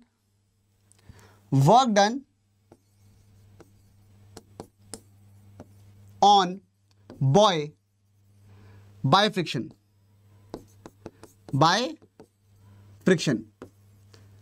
is option A 0, option B positive, option C negative. और क्या हो सकता है? डी तो ऑब्वियसली डेटा इनसफिशिएंट या नोटा, इतने डेटा से नहीं बता सकते। तो वर्क डन बाय फ्रिक्शन जो आएगा नेगेटिव आएगा, पॉजिटिव आएगा, जीरो आएगा, या कह नहीं सकते। चलो ABCD बताओ, देखें तुम्हारे हिसाब से इसका आंसर क्या आ रहा है। आभास ने बता दिया आंसर आगरा अपनी तरफ से, चलो देखते हैं, ठीक है। चलो फटाफट से बताओ, जब ये बच्चा आगे चलेगा तो बढ़िया क्वेश्चन है बच्चों ये, हालांकि समय खत्म हो गया है। हाँ, मोमेंटम कंजर्व होगा, बिल्कुल सही बात है, वो मैं अपन मान लिया, ठीक है। उससे हमें बस इतनी बात समझ में आ गई कि एम डैश पीछे जाएगा और एम आगे जाएगा, बस इतना समझ में आया, इतना पक्का हो गया। एम आगे जा रहा है और एम डैश पीछे आ रहा है। सवाल यहाँ पे ये है कि कितना। आगरा बॉम्बे, आगरा बॉम्बे, आगरा बॉम्बे, बॉम्बे आगरा, आगरा बॉम्बे, बीच बीच में आया कैलकाटा, तनुजा जी ने बताया, और फिर एक आगरा बॉम्बे, 0 0 आगरा बॉम्बे। हाँ ठीक है, वेरी गुड। भर भर के, या तुम तो सारे यहां से लिख रहे हो, ABC सभी लिख रहे हैं, फिर क्या करें। चलो हेलो एवरीबॉडी बीच में, हेलो एवरीबॉडी। अच्छा, ये हर्षवर्धन कौन जो भी है, ये ईशान अलग लेवल पे लगे हुए हैं अभी बीच में। चलिए भाई, आगरा आगरा आगरा 0। चलो देखते हैं, कर लिया अटेम्प्ट, बढ़िया से अटेम्प्ट कर लिया, दम लगा लिया सारा 100%, कुछ छोड़ा तो नहीं। चलो देखते हैं। अच्छा बताओ, बच्चा आगे जा रहा है, बच्चे में फ्रिक्शन कितना लग रहा है ये बता दो बस। बहुत ही कॉमन जो आंसर है ना, सबसे कॉमन आंसर है वो है आगरा। नहीं, आगरा भी नहीं, अरे आगरा नहीं है यार, आगरा तो खैर बहुत लोग बोल रहे हैं, क्योंकि वो पिछले सवाल, यार तुम पिछले सवालों से पढ़ रहे हो यार, पिछले सवालों के आंसर से निकाल रहे हो क्या आंसर। यहां पे देखो, ये बच्चा आगे जा रहा है और फ्रिक्शन लग रहा है। फ्रिक्शन क्या लग रहा है बच्चे का, बच्चे को ये बताओ मुझे तो पहले, फ्रिक्शन किस डायरेक्शन में लग रहा है बच्चे के ऊपर। तो फ्रिक्शन ऑब्वियसली आगे लग रहा है, इस पे फ्रिक्शन पीछे लग रहा है, उस पे फ्रिक्शन आगे लग रहा है, फ्रिक्शन आगे लग रहा है, बच्चा भी आगे जा रहा है। तो पहली बात तो ये है कि 0 तो नहीं है, क्योंकि डिस्प्लेसमेंट भी हो रहा है और ये फोर्स भी लग रही है, तो 0 तो नहीं है। एक बहुत प्रोबेबल आंसर है बॉम्बे, भर भर के बॉम्बे। क्यों बॉम्बे? इसलिए प्रोबेबल आंसर है कि सर फोर्स भी आ गई है, फ्रिक्शन फोर्स आगे लग रही है और बच्चा भी आगे जा रहा है, ठीक है। हाँ, जितना जाना चाहता था उतना आगे नहीं जा रहा है, क्योंकि थोड़ा थोड़ा प्लैंक पीछे जा रहा है, पर कुल मिला के तो बच्चा आगे जा रहा है और फ्रिक्शन भी आगे लग रहा है, तो फोर्स पॉजिटिव आ जाएगी। अच्छी, good thinking, but that's wrong. समझो इस बात को, यह भी गलत है, क्योंकि आपने फिर से बच्चे का डिस्प्लेसमेंट देखा, बच्चे के पैर का नहीं देखा। अगर बच्चा इस प्लैंक पे चल रहा है तो ध्यान से समझो बच्चों इस बात को, अगर मैं इतने पार्ट को जूम करूं तो मुझे क्या नजर आएगा, मुझे ये नजर आएगा, ये रहा इसका सरफेस, उस पे ये रहा बच्चे का पैर पीछे वाला, और ऊपर वाला पैर तो, आगे वाला पैर तो हवा में है, उसको तो भूल जाओ, उस पे तो फोर्स नहीं लगी। अब पीछे वाला पैर पे फ्रिक्शन लग रहा है आगे, फ्रिक्शन कहां लग रहा है पीछे वाले पैर पे, आगे। पर मुझे ये बताओ पैर कहां जा रहा है, फ्रिक्शन लग रहा है पैर पे आगे, पैर कहां जा रहा है, आगे या पीछे। बच्चा आगे जा रहा है, मैं मानता हूं बच्चा आगे जा रहा है, लेकिन पैर तो प्लैंक के ऊपर फिक्स्ड है, प्लैंक के रिलेटिव स्लिप नहीं कर रहा, और प्लैंक अगर पीछे जा रहा है तो बच्चे का पैर भी तो पीछे जा रहा है, तो बच्चे का पैर जा रहा है पीछे, फ्रिक्शन है आगे, दोनों का डायरेक्शन है अपोजिट, वर्क डन आएगा negative, and the answer is Calcutta. ये देखो बेटा, समझ में आया कि नहीं आया? समझ में आया कि नहीं आया? फिर से समझ लो, फिर से सुनो। क्या हुआ? बच्चा जा रहा, ऐसे जा रहा था, अगर ये रुका हुआ था, समझो इस बात को, अगर ये सरफेस रुका हुआ था, लाओ भाई सरफेस लाओ, ये सरफेस था, ये रुका हुआ था, इसके ऊपर था बच्चा, ये उसके दो पैर, उसने वैसे चलना शुरू किया, ठीक है? थोड़ा पास आ जाता हूं ताकि आपको और अच्छे से नजर आए। लो भाई आ गया आपके पास। तो अगर मैं यहां पे चल रहा हूं, ये पैर यहां रखा, ठीक है, ये वाला पैर पीछे था, अगर ये रुका हुआ था तो जिस पे फोर्स है उसका डिस्प्लेसमेंट नहीं है, और जिसका डिस्प्लेसमेंट है उसकी फोर्स नहीं है, और ये ऐसे ऐसे ऐसे चल रहा है, बढ़िया बढ़िया, और वर्क डन जो है वो 0 0 आता रहेगा। ये वाला केस था, वो ये वाला केस था। पर दूसरे केस में क्या हुआ? अब ये प्लैंक पीछे जा रहा है, बच्चा आगे जा रहा है, प्लैंक पीछे जा रहा है, बच्चा धीरे धीरे आगे बढ़ रहा है, प्लैंक भी धीरे धीरे पीछे जा रहा है, तो उस केस में क्या होगा? पीछे वाला पैर तो पीछे जा रहा है, अब इस जिस पे फोर्स लग रही है वो पीछे जा रहा है कि नहीं जा रहा है?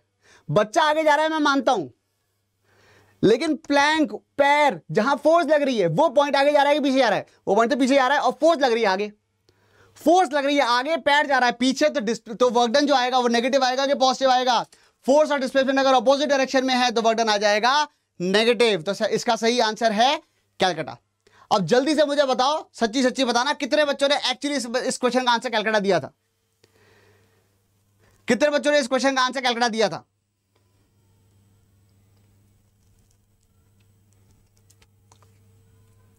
ठीक है, चलिए, आई होप आपको ये वाला क्वेश्चन समझ में आ गया होगा, बढ़िया मजा आया होगा। और भी बहुत सारी बातें बताने के लिए हैं, पर कल करेंगे, ठीक है? तो वर्क, अभी तो हम सिर्फ वर्क डन कैलकुलेशन के साइंस की बातें करते रह गए आज तो, और उसी में मैंने तुमको इतना कंफ्यूज कर लिया, ठीक है? चलिए, बहुत बढ़िया, वेरी गुड तनुजा, हाँ तनुजा का नाम मैंने देखा था, बिल्कुल बढ़िया। कृति, अर्जुन, गजेंद्र, बहुत बढ़िया बच्चों। अजान, प्रज्वल, प्रियम, बहुत बढ़िया। शहबाज, वेरी गुड बच्चों, शाबाश, ठीक है? चलो, तो हाँ, shout out to roof cricket, बकर, मैं इस वर्ड को बकर के नाम से जानता हूं, ठीक है? मतलब कैमरे में बोल नहीं सकते ना यार, और कई बार मुंह से निकलने वाला होता है तो मैं एकदम बकर कर देता हूं बिना किसी बकर के, ठीक है? तो कोई बात नहीं बेटा, कोई बात नहीं। अरे गलत हो गया तो क्या हो गया? मुद्दे की बात यह नहीं है कि यहां गलत हुआ कि नहीं हुआ, मुद्दे की बात यह है कि एग्जाम में आएगा तो सही होगा कि नहीं होगा, ठीक है? I just really do hope कि एग्जाम में, मैं तो कह रहा हूं इन सेशंस के चलते आपके 5 सवाल भी और एक्स्ट्रा सही हो जाए, मजा आ जाए यार। 25 क्वेश्चन, 25 नंबर एक्स्ट्रा, सॉरी 5 सवाल सही होने का मतलब 20 marks extra, that's a huge thing, ठीक है? चलो, doctor Elena, Priyam, these are the comment जिसके लिए मतलब शायद मैं ये सारी मेहनत करता हूं आपके लिए। फिजिक्स अब इजी होने लगा है, थैंक यू वेरी मच बच्चे। आपके लिए मतलब शायद आप ये कहना चाहते हैं मेरी वजह से, मेरे लिए तो ठीक ही है, ठीक है? पर हाँ, मैं आपकी भावनाएं समझ गया मैं, ठीक है? चलो बच्चों, तो दैट शुड बी, आज एक काम करते हैं, सेशन खत्म करते हैं, काफ़ी हम ओवर टाइम में जा चुके हैं, बहुत ज़्यादा मज़ा आ रहा है, ठीक है? बाकी जो इसको कंटिन्यू हम लोग कल सुबह करेंगे डॉट 10 बजे, ठीक है? And that should be all for today. अच्छा हाँ, क्वेश्चंस मैं लेकर आया हूँ आपके लिए। आज की जो डीपीपी है वो इस प्रकार से है, ठीक है? ये डीपीपी का एक जो डिस्कशन है, इन द नेक्स्ट क्लास में इसके आंसर दे दूंगा आपको, आंसर्स दे दूंगा मैं इसके आपको नेक्स्ट, और इसका जो डिस्कशन है वो डिस्कशन हम लोग किसी स्पेशल क्लास में करेंगे बच्चों, ठीक है? आप इसको मतलब पॉज कर करके और अटेम्प्ट कर लो। नीट 2016 में आया हुआ सवाल है ये वाला, बहुत आसान क्वेश्चन होते हैं, वैसे कोई खास बात होती नहीं है, क्वेश्चन तो बहुत आसान आते हैं। नीट 2017 का सवाल ये वाला है, ठीक है? तो ये कुछ क्वेश्चन हैं, पॉज करो, सॉल्व करो, आगे बढ़ो। यहां से फ्रिक्शन का वर्क डन निकाला हुआ है, फिर अरे स्प्रिंग का वर्क डन, या इसके बारे में अपन कल बात करेंगे, और फिर उसके रामबाण चलाएंगे, फिर बढ़िया, ठीक है? तो ये कुछ क्वेश्चन आज की बात पे शुरू हो जाते हैं हम लोग। आज पढ़ रहे हैं हम लोग वर्क, पावर एंड एनर्जी का सेकंड पार्ट, और जहां पे हम लोग बात कर रहे हैं सबसे पहले तो स्प्रिंग की, ठीक है? स्प्रिंग की जो वर्क डन होता है, स्प्रिंग के वर्क डन के बारे में हमने लास्ट क्लास से बात नहीं करी थी, इसको लेके। अच्छा, क्या होता है ना कि एक छोटी सी बात है, और वो है पोटेंशियल एनर्जी, ठीक है? अक्सर बच्चे पोटेंशियल एनर्जी के साथ कंफ्यूज होते हैं कि पोटेंशियल एनर्जी गायब हो गई, काइनेटिक एनर्जी प्रकट हो गई। बात सही है, मैं ये नहीं कह रहा कि ये गलत है। पोटेंशियल एनर्जी गायब होगी अगर मान लो कि मैंने कोई चीज़ ली और वो कोई चीज़ मैंने यहाँ से ली और यहाँ से लेके छोड़ दी, और कोई चीज़ ऊपर से उठी नीचे गिर गई। अगर कोई चीज़ ऊपर से उठी और नीचे गिर गई तो सीधी सी बात है, जितनी पोटेंशियल एनर्जी का लॉस हुआ उतनी काइनेटिक एनर्जी बढ़ गई, और इसमें कोई शक नहीं है, बिल्कुल सही बात है ये वाली बात। पर पॉइंट यहां पर ये है कि इसका करें क्या, ठीक है, इसका करें क्या। अक्सर क्या होता है कि पोटेंशियल एनर्जी कंफ्यूज करती है, ठीक है। अब एक्चुअली मैं क्यों बोल रहा हूं, मैं एक्चुअली पोटेंशियल एनर्जी को यूज नहीं करता क्वेश्चंस के अंदर। आज हम बहुत सारे क्वेश्चंस करेंगे, पोटेंशियल एनर्जी को कहीं यूज नहीं करेंगे, पोटेंशियल एनर्जी की बात हम बाद में करेंगे, ठीक है। इनफैक्ट कल वर्टिकल सर्कल पढ़ेंगे, वर्टिकल सर्कल के भी 1-2 दिन वर्टिकल सर्कल ही पढ़ेंगे, उसके बाद कहीं पोटेंशियल एनर्जी की बात एक दिन कर लेंगे, ठीक है। पर मुद्दे की बात यहां पे ये है कि मैं पोटेंशियल एनर्जी को यूज नहीं करता, क्यों? क्योंकि जो मेरा रामबाण है, मैं आपको इन सेशंस के अंदर क्या बताता हूं, एक तो मोस्ट प्रोबेबल क्वेश्चंस कौन से आ सकते हैं वो देता हूं, डीबी भी देता हूं, और साथ ही साथ आपको रामबाण बताता हूं कि कोई भी क्वेश्चन आएगा खटाक से सॉल्व कैसे करना है, बिल्कुल फटाक, बिल्कुल एक चीज लगाओ उससे सारे क्वेश्चन सॉल्व होते हो। क्योंकि मेरा हमेशा टारगेट ये नहीं, मेरा टारगेट कभी ये नहीं रहता कि हर एक क्वेश्चन, इस वाले क्वेश्चन को ऐसे सॉल्व करेंगे, इसको ऐसे सॉल्व करेंगे, इसको ऐसे सॉल्व करेंगे, ना ना ना ना। मेरा टारगेट हमेशा ये रहता है कि सारे सवालों को एक साथ अगर मतलब एक ही मशीन में डालो, खटाक से उधर से सोल्यूशन निकलना चाहिए, ठीक है। तो वर्क एनर्जी थ्योरम जो है वो यहाँ पे मेरा रामबाण है। और अगर आपने कभी ध्यान से सुना हो, वर्क एनर्जी थ्योरम के अंदर पोटेंशियल एनर्जी का टर्म नहीं आता, अभी बताऊंगा उसको। तो इसीलिए मैं यहां पर भी स्प्रिंग की पोटेंशियल एनर्जी की बात नहीं कर रहा। यहां पर भी जो what I am concerned is about that is the work done by spring. तो वर्क डन बाय स्प्रिंग जो होता है, हमेशा के लिए ध्यान रख लो बच्चों, याद करके रख लो, वो होता है माइनस ध्यान रखना, minus half K final deformation square minus initial deformation square.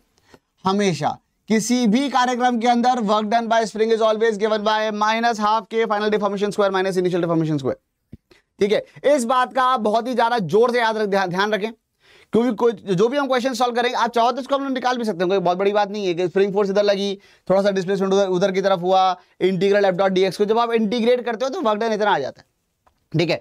पर अब मैं इंटीग्रेशन भी नहीं जा रहा यहाँ पे, या उसके डेरिवेशन पे नहीं जा रहा, लेकिन आपको ध्यान इस बात का रखना है कि work done by spring is given by minus half K final deformation square minus initial deformation square, ठीक है। चलो भाई अब आगे बढ़ते हैं। अगला जो है वही जो स्प्रिंग है, स्प्रिंग के साथ तो खैर हमने अभी तो आज हमको एक्सपेरिमेंट्स भी करने हैं। स्प्रिंग हमारे पास है भी एक, ठीक है। ये स्प्रिंग झूल रही है, अरे वाह वाह वाह वाह क्या बढ़िया नाच रही है, कितना मजा आ रहा है, ठीक है। अभी करते हैं इसको लेके एक्सपेरिमेंट्स भी करते हैं, ठीक है। सवाल भी करेंगे इसको लेके, बैठ जाओ चुपचाप शांति से ऊपर जाके, हाँ बैठा दिया मैंने उसको ऊपर। तो वर्क डन जो आता है, work done is always given bye, क्या होगा, जब भी आप किसी स्प्रिंग, कोई अगर यहाँ पे ऐसे है कोई स्प्रिंग अगर है, अगर आपने स्प्रिंग पर फोर्स लगाई तो that force is given bye, मतलब फोर्स अगर आपने F लगाई है तो स्प्रिंग भी जवाबी कार्रवाई देगी, और force is given by minus K X, where X is a deformation, and work done by spring is always given by minus half K final deformation square minus initial deformation square. समझ में आ गई इतनी सी बात, कोई हैरानी परेशानी तो नहीं है इसके अंदर। चलो फिर सवाल करते हैं, ठीक है। अच्छा, इससे पहले कि हम सवाल करें, अब वर्क एनर्जी थ्योरम लगाएं, सवाल सॉल्व करें। काइनेटिक एनर्जी, अरे यार अब काइनेटिक एनर्जी तो क्या बोलें, काइनेटिक एनर्जी को डिफाइन करने में कोई बड़ी बात नहीं है। काइनेटिक एनर्जी सीधे सीधे हाफ mv स्क्वायर होती है, इसमें क्या बताऊं, ये तो कोई बहुत बड़ी बात नहीं है, हाफ mv स्क्वायर होती है काइनेटिक एनर्जी।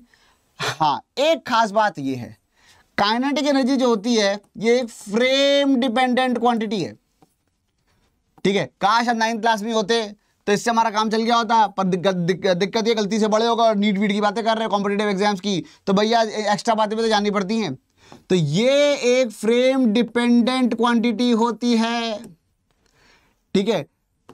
इसका मतलब क्या हुआ कि भाई देखो सीधी सी बात ये है कि भाई मान लीजिए कि अगर एक गाड़ी है, गाड़ी में एक लाड़ी है, लाड़ी मतलब बच्ची, एक लड़की ले बैठी है, ठीक है, और गाड़ी है, गाड़ी में एक लाड़ी है, और वो बच्ची यहाँ बैठी हुई है, और बच्ची बैठी हुई है तो खड़ी लग रही है, और ये गाड़ी के पहिए हैं, ठीक है, और यहाँ पर एक लड़का है, वो सड़क के किनारे खड़ा है। वैसे मेरे एग्जांपल्स के अंदर कई बार मेरे बच्चे ये कंप्लेन करते हैं कि सर आप हमेशा लड़की को गाड़ी में बैठाते हो, लड़के को सड़क पे क्यों खड़ा कर देते हो। कभी कभी उल्टा भी कर लिया करो, लड़के को गाड़ी में बैठा दो, लड़की को पता नहीं क्यों, मतलब चलो ठीक है यार, मतलब I don't know why but somehow it feels good, ठीक है। लड़का तो चलो पैदल चल रहा है, लड़की को गाड़ी में भेज दो, कोई बात नहीं। हालांकि ये एक तरीके से डिस्क्रिमिनेशन है, पर चलो कोई बात। अब यहाँ पे लड़की अंदर बैठी है या खड़ी है, गाड़ी के अंदर है, और ये लड़का यहाँ खड़ा है, ठीक है। हुआ क्या कि गाड़ी चल रही थी मान लो 10 मीटर पर सेकंड से, ठीक है, और यहां पे एक डब्बा रखा था, डब्बे का जो मास था वो 2 किलोग्राम था। तो लड़की ने डब्बे को देखा, लड़के ने भी डब्बे को देखा। अच्छा, लड़के ने लड़की को नहीं देखा, लड़के ने डब्बे को देखा।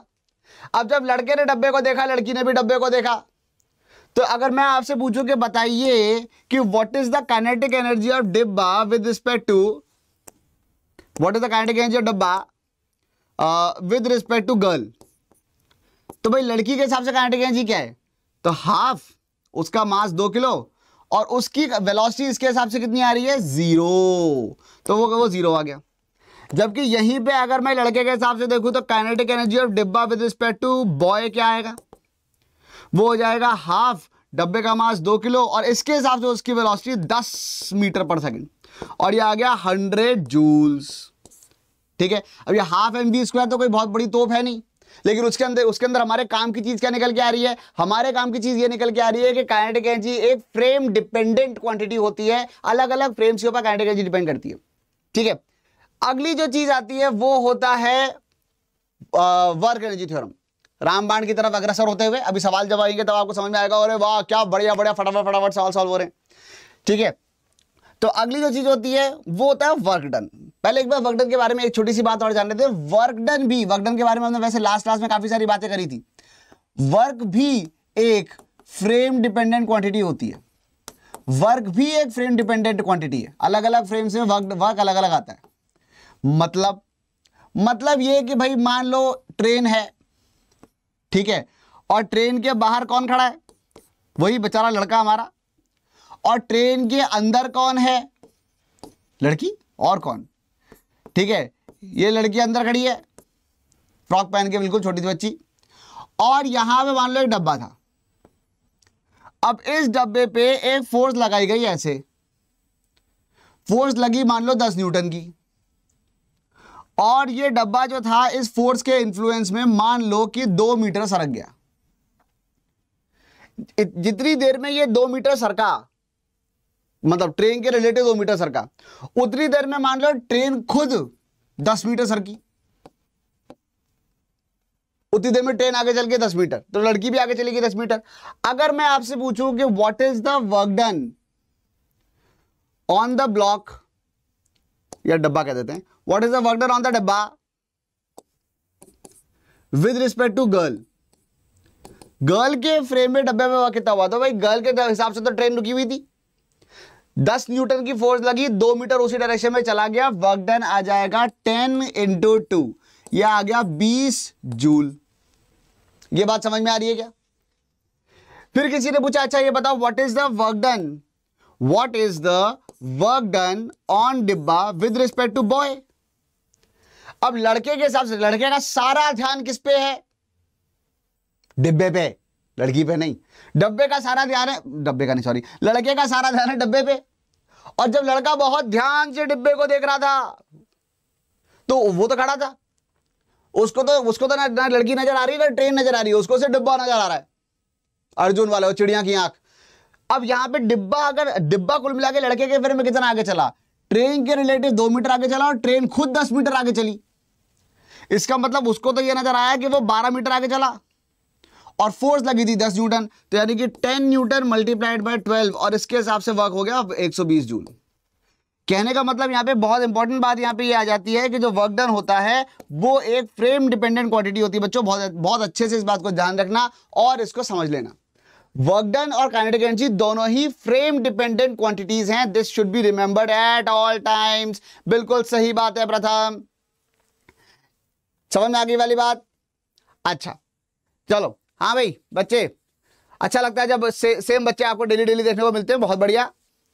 हाँ भाई, अन्नू कुमारी, सपना, प्रथम, रॉयल हर्ष, क्या बात है, and Satyajit, Jerry, Kishore, Sunita, doctor Sonal, hello बच्चों, हेलो प्रणय, हाय राधिका, चलिए बढ़िया, hi, keep studying is new, okay. हाँ जी, प्यार दिखाते रहें, बिल्कुल। आर वी द ब्रांड, क्या बात है यार, तुम तो ब्रांड हो गए मतलब, बिल्कुल हैं। चलो बढ़िया, हाय तनुजा, हेलो बच्चों, बढ़िया, ठीक है, प्यार दिखाते रहो, ठीक है, ताकि मेरा भी मनोबल बना रहे और मुझे भी बड़ा अच्छा लगता है कि जब बच्चे मतलब आई होप। अच्छा एक बात बताना, ठीक है, सिंसियरली, अभी हम लोग ये वाली एक चीज मेरी खत्म हो गई है, अब हम सीधे अब रामबाण पे आने वाले हैं, इसलिए मैं बीच में थोड़ा सा एक छोटी सी चीज पूछ रहा हूँ, जस्ट फॉर माय ओन एक फीडबैक, ठीक है। एक बात मुझे जरा चैट के अंदर ये लिख के दिखाओ, जो बच्चे डेली आते हैं मैं उनसे पूछ रहा हूँ, is it helping, is this series helping you, ठीक है, मतलब एम आई गेटिंग समवेयर, जो मैं मेहनत कर रहा हूँ वो किसी काम आ रही है क्या, ठीक है। अगर वो हेल्प कर रही है तो लिखो यार चैट के अंदर, हार्ट्स बनाओ, चॉकलेट, जो भी तुमको सही लगे, पर is it helping, I really want to know, ठीक है, तो मुझे बताना बच्चों, ठीक है। चलो आगे बढ़े, ओके, अरे वाह, yes sir, yes sir, yes sir, okay okay okay okay, now I am happy, now I am happy, I am definitely happy. चलो चलो चलो चलो, ठीक है, बढ़िया, फिर आगे बात करते हैं। हाँ, तो अगर हेल्प हो रही है तो फिर आओ, फिर हेल्प करते हैं और हेल्प बढ़ाते हैं।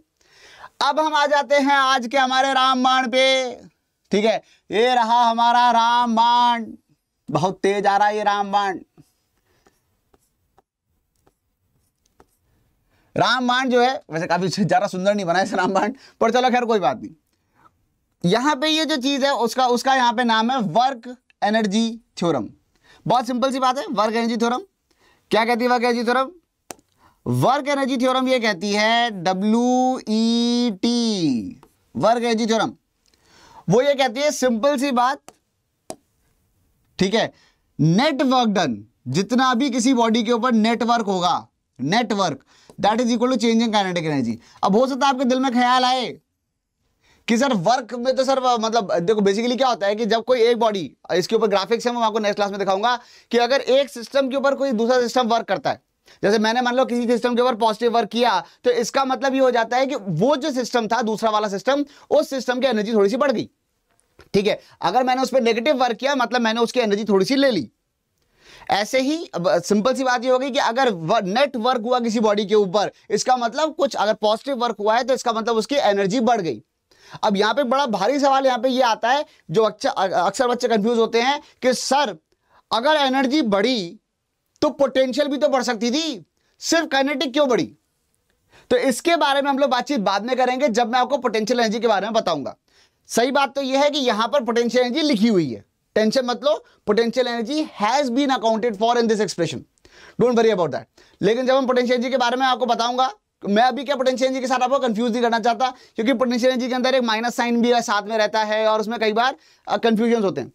हालांकि जब आप छोटे थे 9th-10th में थे तो चल गया काम, ऊपर से कोई चीज छोड़ी, mgh की पोटेंशियल एनर्जी कम हुई, mgh equal to half mv square करके खटाक से आंसर आ जाता था, मजा आ जाता था। लेकिन दिक्कत ये कि अब हम बड़े हो गए हैं और हम कॉम्पिटिटिव एग्जाम्स की बातें कर रहे हैं, क्वेश्चंस उतने सिंपल नहीं आएंगे कि एक बॉल ऊपर से छोड़ दी नीचे आई, बताओ काइनेटिक एनर्जी कितनी है, वेलोसिटी कितनी है। क्वेश्चंस थोड़े से ज्यादा कॉम्प्लिकेटेड आएंगे, और अगर थोड़े से ज्यादा कॉम्प्लिकेटेड आएंगे तो हमारे पास ऐसे ऐसे ऐसे शस्त्र होने चाहिए कि अच्छे से अच्छे सवाल को नस्तनाबूद कर दे हम लोग, ठीक है। इसीलिए हम लोग अभी पोटेंशियल एनर्जी की बात अभी नहीं कर रहे हैं, बताऊंगा जरूर, ठीक है। Work done equal to change in kinetic energy, work done निकालना अपन ने सीख लिया था, यही मेरा रामबाण है। और इसी के बाद अब हम आ जाते हैं सवालों के ऊपर, ठीक है। तो बेसिकली करना है बस इतना सही है कि आपको नेट वर्क डन निकालना है equal to change in kinetic energy करना है। समझ में आ गई थी सी बात बेटा? चलिए भाई, तो फिर एक काम करते हैं, सबसे पहले बिल्कुल सबसे सिंपल सवाल उठाते हैं, खटाक से सॉल्व करना शुरू करते हैं, ठीक है। सबसे सिंपल सवाल है ये वाला, ठीक है भाई। मान लीजिए कि यहां पर एक ये छत है, ठीक है, और यहां टंगी है एक स्प्रिंग। स्प्रिंग के बारे में कुछ खास बातें हैं, जब हम सिंपल हार्मोनिक मोशन पढ़ेंगे तब ज्यादा काम आएगी। लेकिन अगर स्प्रिंग का स्प्रिंग कांस्टेंट K है तो स्प्रिंग के केस में दो लाइंस होती हैं भाई, दो पोजीशंस होती हैं जो काफी कॉमनली यूज होती हैं। एक होती है एक ये नेचुरल लेंथ, और एक होती है इक्विलिब्रियम पोजीशन। नेचुरल लेंथ का मतलब क्या होता है? नेचुरल लेंथ वो वाली लेंथ होती है जहां पे स्प्रिंग फोर्स 0 होती है, और इक्विलिब्रियम पोजीशन वो वाले पोजीशन होती है जहां पे नेट फोर्स 0 होती है। नेट फोर्स जहां 0 है वो कहलाता है इक्विलिब्रियम पोजीशन, स्प्रिंग फोर्स जहां 0 है वो कहलाता है नेचुरल लेंथ।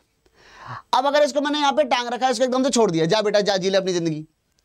अब सवाल ये है कि what is the maximum extension in the spring.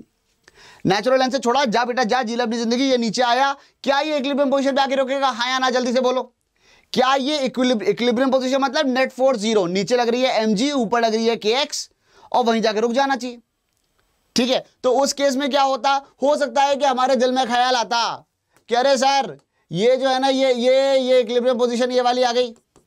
ठीक है, ये वही वाली स्प्रिंग है, इक्विलिब्रियम पोजीशन पे अगर ये डब्बा होता, अगर इक्विलिब्रियम पोजीशन पे डब्बा होता, स्प्रिंग थोड़ी सी एक्सटेंड हो गई होती, तो उस केस में ये होता कि नीचे लग रही होती mg, नीचे लग रही होती mg और ऊपर लग रही होती kx। इक्विलिब्रियम पोजीशन मतलब नेट फोर्स जीरो, तो mg इक्वल टू kx और x की वैल्यू आ जाती mg/k। तो ये हो जाता इक्विलिब्रियम कंडीशन में एक जो एक्सटेंशन होता वो इतना आ जाता। सवाल मेरा आपसे ये है कि क्या जब इसको मैं ऊपर से रेस्ट से छोड़ूंगा तो ये यहीं पे रुक जाएगा कि नहीं रुकेगा? अगर इसको मैं रेस्ट से छोड़ दूंगा तो वो यहीं पे रुक जाएगा या नहीं रुकेगा? तो भाई जवाब ये है कि ये एक्चुअली इस जगह पे नहीं रुकेगा। इनफैक्ट समझने की कोशिश करना, इसके ऊपर क्या हो रहा था, ये जो अब मैं जो आपसे बातें बताने जा रहा हूं, ये सिंपल हार्मोनिक मोशन जब आप पढ़ोगे उसके लिए बहुत काम की है। ठीक है, समझना बच्चों ध्यान से। जब इसके ऊपर था तो kx में इतना दम नहीं था, mg ज्यादा बलवान थी, तो नेट एक्सेलरेशन नीचे थी। नेट एक्सेलरेशन नीचे थी तो स्पीड बढ़ रही थी, ये नीचे आ रहा था। यहां आते आते mg और kx हो गए बराबर, एक्सटेंशन इतना हो गया कि mg और kx हो गए बराबर। जैसे ही mg और kx बराबर हुए वो कैंसिल हो गए, नेट फोर्स हो गई जीरो और एक्सेलरेशन हो गई जीरो। एक्सेलरेशन जीरो होने का मतलब वेलोसिटी ने बढ़ना बंद कर दिया। प्लीज नोट, एक्सेलरेशन जीरो होने का मतलब क्या है कि वेलोसिटी ने बढ़ना बंद कर दिया है। वेलोसिटी जीरो नहीं हुई है, वेलोसिटी ने बढ़ना बंद कर दिया है। इसका मतलब वो यहां पर आके रुक गया कि नहीं रुक गया? नहीं, अभी तो वेलोसिटी ने बढ़ना बंद किया है पर वेलोसिटी है। इनफैक्ट जैसे इसने एक कदम आगे निकाला तो kx और ज्यादा बलवान हो गई mg से भी ज्यादा, यानी कि जो एक्सेलरेशन आएगी इसके बाद वो एकदम से, अभी तक एक्सेलरेशन नीचे की तरफ थी, यहां पे एक्सेलरेशन जीरो है और जैसे ही इसके नीचे आएगा, इस जगह पे तो एक्सेलरेशन जीरो है पर यहां पे एक्सेलरेशन ऊपर की तरफ हो गई, तो ब्रेक लगने लग गए। और ब्रेक लगने का मतलब पीछे जाना नहीं होता, ब्रेक लगने का मतलब सिर्फ इतना सा होता है कि गाड़ी की स्पीड कम हो रही है अब। पर इसका भाई ऐसा नहीं है कि अपन गाड़ी चला रहे हैं, हमारे पीछे भी गाड़ी चल रही है, हमने दूर से एक रेड लाइट देखी तो हमने यहां से हल्के हल्के ब्रेक मारने शुरू किए। अरे तो ऐसे थोड़ी है ब्रेक मारते के साथ ही गाड़ी रिवर्स गियर में चली जाएगी। ब्रेक मारने का मतलब सिर्फ इतना सा है कि गाड़ी की स्पीड धीरे धीरे कम हो रही है पर जा वो आगे ही रही है। ठीक है, और इसका मतलब यहां पे क्या होगा, यहां पर भी यही होगा कि वेलोसिटी जो होगी इसकी वो लगातार अब यहां से वेलोसिटी कम होनी शुरू होगी और कहीं ना कहीं बाद में जाके रुकेगा। अब अगर मैं आपसे बस इतना सा पूछ लूं कि फाइनली कहां जाके रुकेगा ये बता दो। मैक्सिमम एक्सटेंशन, नेचुरल लेंथ ये वाली थी ना, एक्सटेंशन हमेशा नेचुरल लेंथ से नापा जाता है, तो एक्स मैक्स कैसे निकालेंगे? ठीक है, वो इससे तो नहीं निकलेगा। वैसे तो क्या सिंपल हार्मोनिक मोशन से ये वाली बात जानते ही हैं कि ये इक्विलिब्रियम पोजीशन होती और ये एम्पलीट्यूड ये एक एक्सट्रीम पोजीशन है तो इसके उतना ही नीचे जाएगा, लेकिन नहीं, हम तो यहां से लेके वहां तक जब ये बिल्कुल एक्सटेंशन आ गया और बिल्कुल ये बिल्कुल मतलब एक्सट्रीम पोजीशन में पहुंच गया तो स्प्रिंग की मतलब खिंच के बिल्कुल बराबर हो रखी है स्प्रिंग, और मैक्सिमम एक्सटेंशन पूछा गया है फ्रॉम द नेचुरल लेंथ। तो क्या करेंगे, सिंपल सी बात है, वर्क एनर्जी थ्योरम लगाएंगे। वर्क एनर्जी थ्योरम क्या कहती है, work done equal to change in kinetic energy. What is the work done? Work done किसने वर्क किया इसके ऊपर? ग्रेविटी ने किया। हमेशा ऐसे ही लगाना है रामबाण, सारे वर्क लिख दो। यहां पे दो ही फोर्सेस है, एक ग्रेविटेशनल फोर्स है और एक स्प्रिंग फोर्स है, equal to change in kinetic energy. ठीक है, ये क्या है, इनफैक्ट एनर्जी कंजर्वेशन जो है ना वो इनके छोटे भाई हैं, ये उनके बड़े भाई हैं। वर्क एनर्जी थ्योरम जो है that is actually a superset of work energy theorem. Sorry, work energy theorem is a superset of energy conservation, क्योंकि अगर कभी एनर्जी कंजर्व नहीं भी हो रही होती है तब भी वर्क एनर्जी थ्योरम काम करता है। इसीलिए कह रहा हूं ये रामबाण है, इससे सारे क्वेश्चन सॉल्व होते हैं फटाफट सारे बढ़िया से शानदार। ठीक है, यहां पे क्या करोगे, वर्क डन बाय ग्रेविटी कितना आ जाएगा? अगर ये एक्स मैक्स नीचे गया है, जल्दी से मुझे बताओ वर्क डन बाय ग्रेविटी क्या आएगा? वो हो जाएगा plus M G X max. ये बात समझ में आ रही है क्या? Work done by gravity will be given by plus M G X max, क्योंकि एक्स मैक्स यहां से लेके यहां तक वर्क एनर्जी थ्योरम लगा रहा हूं। ठीक है, what is the work done by spring? तो स्प्रिंग का वर्क डन क्या होता है अभी बताया था मैंने आपको, स्प्रिंग का वर्क डन और याद रखने के लिए बोला था, स्प्रिंग का work done is always given by minus half K X max square minus X initial square. इसको भी प्रैक्टिकली भी दिखाऊंगा इस चीज को, ठीक है। तो माइनस हाफ के, what is the final deformation? What is the final deformation? Final deformation is x max. And what was the initial deformation? Initial deformation was 0 का square. तो यानी ये कितना आ गया? माइनस हाफ के x max square.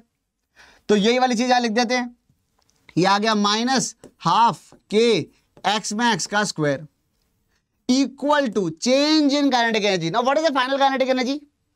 भाई extreme position में पहुंच गया तो फाइनल काइनेटिक एनर्जी क्या हो गई? 0। और इनिशियल काइनेटिक एनर्जी क्या थी? अरे रास्ते ही तो रवाना हुआ था, तो इनिशियल भी थी 0। और जैसे ही आपने दोनों को घटाया तो राइट हैंड साइड तो 0 ही हो गई, और इसको सॉल्व किया तो इसको सॉल्व कर डाला तो आंसर आ गया, क्या आ गया आंसर? एक्स मैक्स की जो वैल्यू आती है वो आ जाएगी 2mg/k। भरोसा नहीं तो सॉल्व करके देख लो, एक एक्स मैक्स कट जाएगा और बाकी सॉल्व होके आ जाएगा। और आना भी था भाई mg, यहां से ये एक एक्सट्रीम पोजीशन है और ये toing toing toing toing toing toing नाचने वाला है ऐसे। और अगर ये इस तरीके से नाचने वाला है, प्रैक्टिकली लेके चलते हैं अपन सारी चीजों को, अगर ये ऐसे करके नाचने वाला है तो उस केस में क्या होगा? ये नाचता रहेगा, जो इक्विलिब्रियम पोजीशन होगी उसके जितनी ऊपर जाएगा उतने नीचे जाएगा, ठीक है। तो अगर ऊपर mg/k था तो नीचे भी mg/k है, तो इसका मतलब ये भी mg/k और ये भी mg/k, और दोनों का और जो टोटल हो जाएगा वो 2mg/k हो जाएगा, ठीक है। अब इसको प्रैक्टिकली देख ही लेते हैं एक बार। देखो अगला पन्ना ले आते हैं, एक बार जगह खाली कर लेते हैं। हाँ अब ये ज़्यादा अच्छा लग रहा है। तो भाई ऐसा है जैसे ये यहाँ पर है, ध्यान से देखना, ये मैंने इसको यहाँ रोक दिया, ये इक्विलिब्रियम पोजीशन है भाई लोग, ये जो है ये इक्विलिब्रियम पोजीशन है, ये हो गई अपनी इक्विलिब्रियम पोजीशन, इक्विलिब्रियम, ठीक है। तो इक्विलिब्रियम पोजीशन यहाँ पर आ गई बहुत ही शानदार तरीके से, ये रही इक्विलिब्रियम पोजीशन, ठीक है। अब इसको मैं थोड़ा सा ऊपर करता हूं, तो चलो ये हो गई हमारी एक ऊपर वाली पोजीशन, और या नेचुरल लेंथ कह देता हूं मैं इसको, ठीक है। अब मैं इसको अगर यहां से धीरे धीरे लाऊं, समझना इस बात को, अगर मैं इसको धीरे धीरे अपने हाथ के अपने इसके नीचे मेरा हाथ रख के इसको धीरे धीरे धीरे धीरे लाता हूं तो वो यही रुक जाएगा, ठीक है। समझ रहे हो इस बात को? अगर मैं इसको ऐसे इसको पकड़ा और इसको ऐसे धीरे धीरे धीरे धीरे धीरे धीरे धीरे धीरे लाया तो ये यही रुक जाएगा। क्यों? क्योंकि वहां से यहां तक लाते टाइम इसके ऊपर वर्क किसने किया था? इसके ऊपर ग्रेविटी ने वर्क किया था, इसके ऊपर स्प्रिंग ने वर्क किया था, साथ ही साथ इसके ऊपर मेरे हाथ के नॉर्मल ने भी वर्क किया था, equal to change in kinetic energy. और चूंकि मैं इसको धीरे धीरे ला रहा हूं, इस बात का मतलब यह है कि मेरा जो नॉर्मल है, मेरे हाथ का जो नॉर्मल लग रहा है, और जो इसके जो भी मतलब बेसिकली इसके ऊपर नेट फोर्स 0 आ रही है, तीनों फोर्सेस का जो सम आ रहा है वो 0 आ रहा है, ठीक है। तो मेरे हाथ ने भी कुछ नेगेटिव वर्क किया है। मेरे हाथ का वर्क नेगेटिव है कि पॉजिटिव है? मेरे हाथ का वर्क इसके ऊपर नेगेटिव है कि पॉजिटिव है? नेगेटिव है। क्यों? क्योंकि फोर्स लग रही है ऊपर और ला रहा हूं मैं इसको धीरे धीरे नीचे, तो work done bye my hand is negative. और अगर इस तरीके का है तो ये यहां तक लाते लाते लाते मतलब मेरे जो नेट फोर्स थी वो 0 थी, तो ऊपर से लेके नीचे आते रहे जो नेट वर्क डन था वो हमेशा 0 ही रह गया, और जहां ये इक्विलिब्रियम पोजीशन आई वो वहीं पे रुका रह गया, ठीक है। और मेरा हाथ चला गया। लेकिन अगर मैं इसको यहां से छोड़ता, मुझे पता है ये वाली जो दूरी है ये कितनी है, ये दूरी है mg/k। अगर मैं इसको रेस्ट से छोड़ देता, जा बेटा जी ले अपनी जिंदगी, तो इसको मेरे इस mg/k से डबल दूरी तक नीचे आना चाहिए था, ठीक है। तो अगर मैं इसको यहां से एकदम से छोड़ दूं तो क्या होगा? ठीक है, छोड़े, रेडी, बस अपन मार्क करेंगे कहां तक आता है, फिर वो देखते हैं वो 2mg मतलब इतनी ही नीचे और आता है कि नहीं आता, ये वाली चीज देखनी है, ठीक है। तो 1 रेडी, चलो 1 2 3 बोलो चैट में, 1 2 3, ठीक है। चलो मैं शुरू कर रहा हूं, 1 2, और उसके बाद जैसे ही मैंने इसको छोड़ा, तैयार, जहां तक जाएगा वहां पे मार्क लगाएंगे, ठीक है। ये यहां तक आया, ठीक है। अगर ये यहां तक आ रहा है तो देखो ये mg/k और ये भी करीब करीब उतना ही mg/k ही है। और ये उस केस में अभी ये क्या बिल्कुल काफी हद तक आइडियल टाइप का ही चल रहा है मामला, तो ये अच्छा, हालांकि थोड़ी बहुत डैम्पिंग होती है, स्प्रिंग आइडियल नहीं है, तो उस केस में ये होता ही है कि धीरे धीरे स्लो होके फाइनली ये रुकेगा वहीं बीच में जाके, ठीक है। वो तो डैम्पिंग हो रही है, डैम्पिंग को अपन बहुत बाद में देखेंगे, ठीक है, जब एसी पढ़ेंगे तब देखेंगे। हाल फिलहाल तो ये है कि ये एक एक्सट्रीम से दूसरे एक्सट्रीम जाएगा, इक्विलिब्रियम पोजीशन बिल्कुल बीचों बीच होगी। समझ में आ गई क्या बच्चों ये वाली बात? फील आ गई कि नहीं आ गई?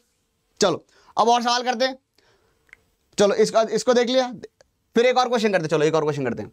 नेक्स्ट क्वेश्चन है ये ऐसा, इसको रख दें अब, ठीक है, हो गया सपोर्ट। आप जाओ बैठो, सवाल आएंगे सर, ये सवाल बताओ आप तो कैसे आ रहे, फील आ गई हमको, मतलब कंसेप्ट समझ में आ गया, सवाल बताओ। चलो भाई सवाल देखते हैं।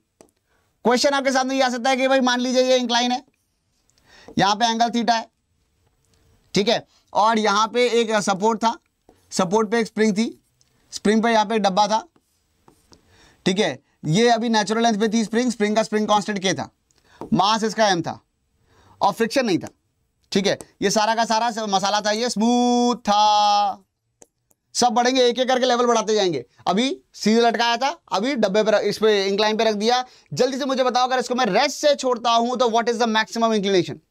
जल्दी से बता दो बच्चों, फटाफट से क्वेश्चन सॉल्व करके बताओ। ऑप्शन दे देता हूं मैं आपको, फटाफट ऑप्शन देता हूं।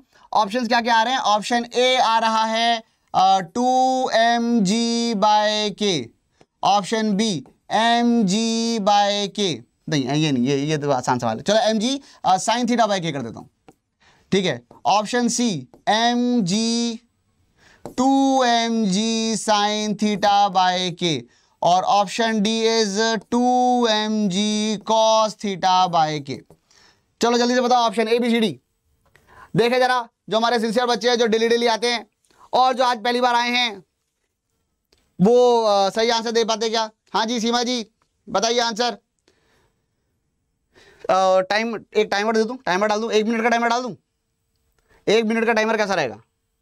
हालांकि मुझे लगता है थोड़ा ज़्यादा ही रहेगा, 1 मिनट तो अरे सर इतना सारा टाइम थोड़ी चाहिए होता है हमको, हम तो तेज बच्चे हैं, हमें तो आप एक काम करो 40 सेकंड का टाइमर डाल दो। चलो 40 second should be enough, 10 second तो ऑलरेडी 20 सेकंड तो ऑलरेडी निकल ही गए सवाल दिए हुए, और ये मैंने टाइमर स्टार्ट कर दिया। चलो फटाफट से क्वेश्चन सॉल्व करो बच्चे। अरे वाह, लोगों के आंसर आने शुरू हो गए भाई साहब, क्या बात है। हाँ जी ए बी सी डी जल्दी से बताओ, टाइमर आपका शुरू हो चुका है, फटाफट से क्वेश्चन का आंसर करेंगे हमारे प्यारे बच्चे। बहुत बढ़िया, Bhavani and Naman and Abhishek and Shahid, मतलब पार्टिसिपेशन के मार्क्स है भाई साहब, पार्टिसिपेशन के मार्क्स हैं। कीप स्टडिंग, हाँ जी keep studying, yes you must keep studying, ठीक है।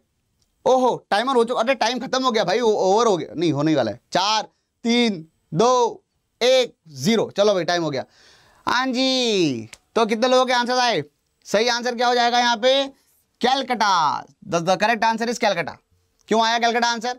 वो आंसर कैलकटा यहाँ पर इसलिए आया, 1 मिनट, हाँ आंसर कैलकटा यहाँ पर इसलिए आया क्योंकि यहाँ पर देखो सीधी सी बात ये है कि अगर आप इसको सॉल्व करोगे तो सीधी सी बात है, अगर ये मान लो यहाँ तक आ गया डब्बा, ठीक है, तो यहाँ से यहाँ तक x मैक्स हो गया, x मैक्स हो जाएगा ये डिस्प्लेसमेंट, तो सीधी सी बात है वर्क डन बाय ग्रेविटी आ जाएगा प्लस mg sin थीटा, क्योंकि mg के 2 कंपोनेंट हैं, mg का एक कंपोनेंट इधर की तरफ mg sin थीटा है, इधर वाला mg cos थीटा है, तो mg sin theta into x max, ये वर्क डन बाय ग्रेविटी हो गया, माइनस हाफ के, what is the final deformation? x max minus initial deformation 0 का square equal to changing kinetic energy, rest से रवाना हुआ, रेस्ट पे पहुंच गया, 0 माइनस 0, सॉल्व करोगे x मैक्स की वैल्यू ये आ जाएगी। वैसे तो खैर अगर आप इसको पिछले क्वेश्चन से कंपेयर करते हो तो mg की जगह mg sin थीटा आ गया, बस तो हो ही जाएगा क्वेश्चन। चलिए भाई बहुत बढ़िया, जिन बच्चों का आंसर सही आ गया बधाई हो आप सभी को।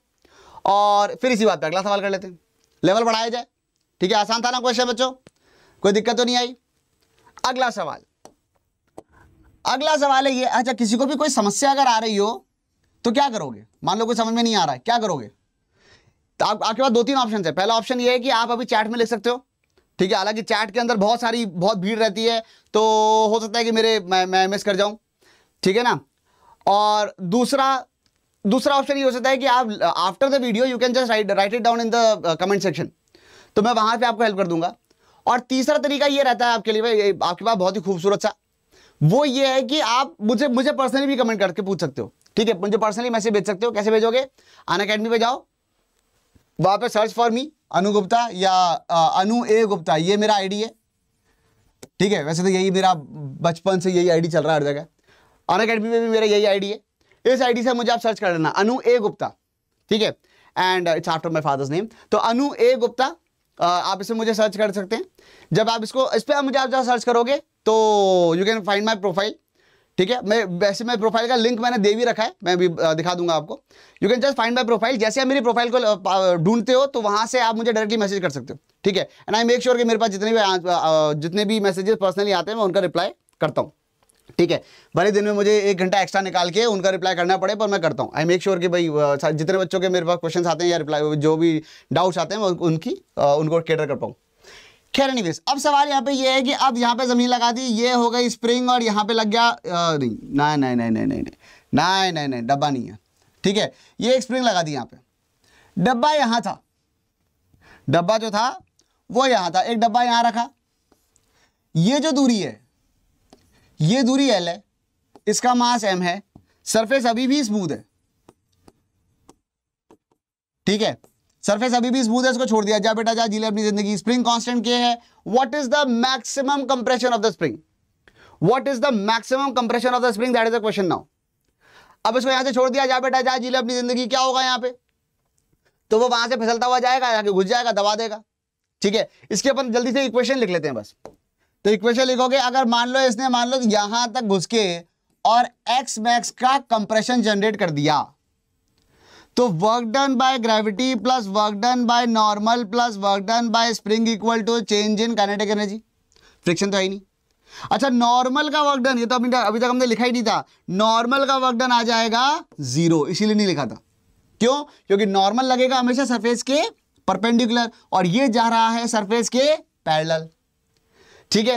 तो वर्क डन बाय ग्रेविटी क्या आ जाएगा? वर्क डन बाय ग्रेविटी आ जाएगा mg sin theta into L plus x max. ध्यान देना इस बात पे, L plus x max. What is the work done by spring? वो हो जाएगा -12 K। What is the final deformation? X max का स्क्वायर। और जब यहां था तब स्प्रिंग का डिफॉर्मेशन क्या था? 0 equal to change in kinetic energy. जब ये डब्बा यहां पहुंच गया एक्सट्रीम पोजीशन पे, तो काइनेटिक एनर्जी क्या हो गई? रुका है, तभी तो वापस जा रहा है, तभी तो एक्स मैक्स है। तो फाइनल काइनेटिक एनर्जी हो गई 0 और इनिशियल काइनेटिक एनर्जी भी हो गई 0। और अब आप चाहो तो अगर अच्छा डेटा दे रखा होगा तो हम एक्स मैक्स के लिए सॉल्व कर लेंगे क्या? चलिए, समझ में आ गई वाली बात, ठीक है। एक क्वेश्चन का लेवल और बढ़ाते हैं, लेवल थोड़ा सा और बढ़ा रहे हैं। और जब थोड़ा सा लेवल बढ़ा रहे हैं तो ये क्वेश्चन है, देखो ध्यान से। मान लीजिए कि यहां पे एक रॉड है, ठीक है, और ऐसे ही एक रॉड यहां पर भी है, और ये दोनों 90 डिग्री पे हैं और ये दोनों फिक्स्ड हैं।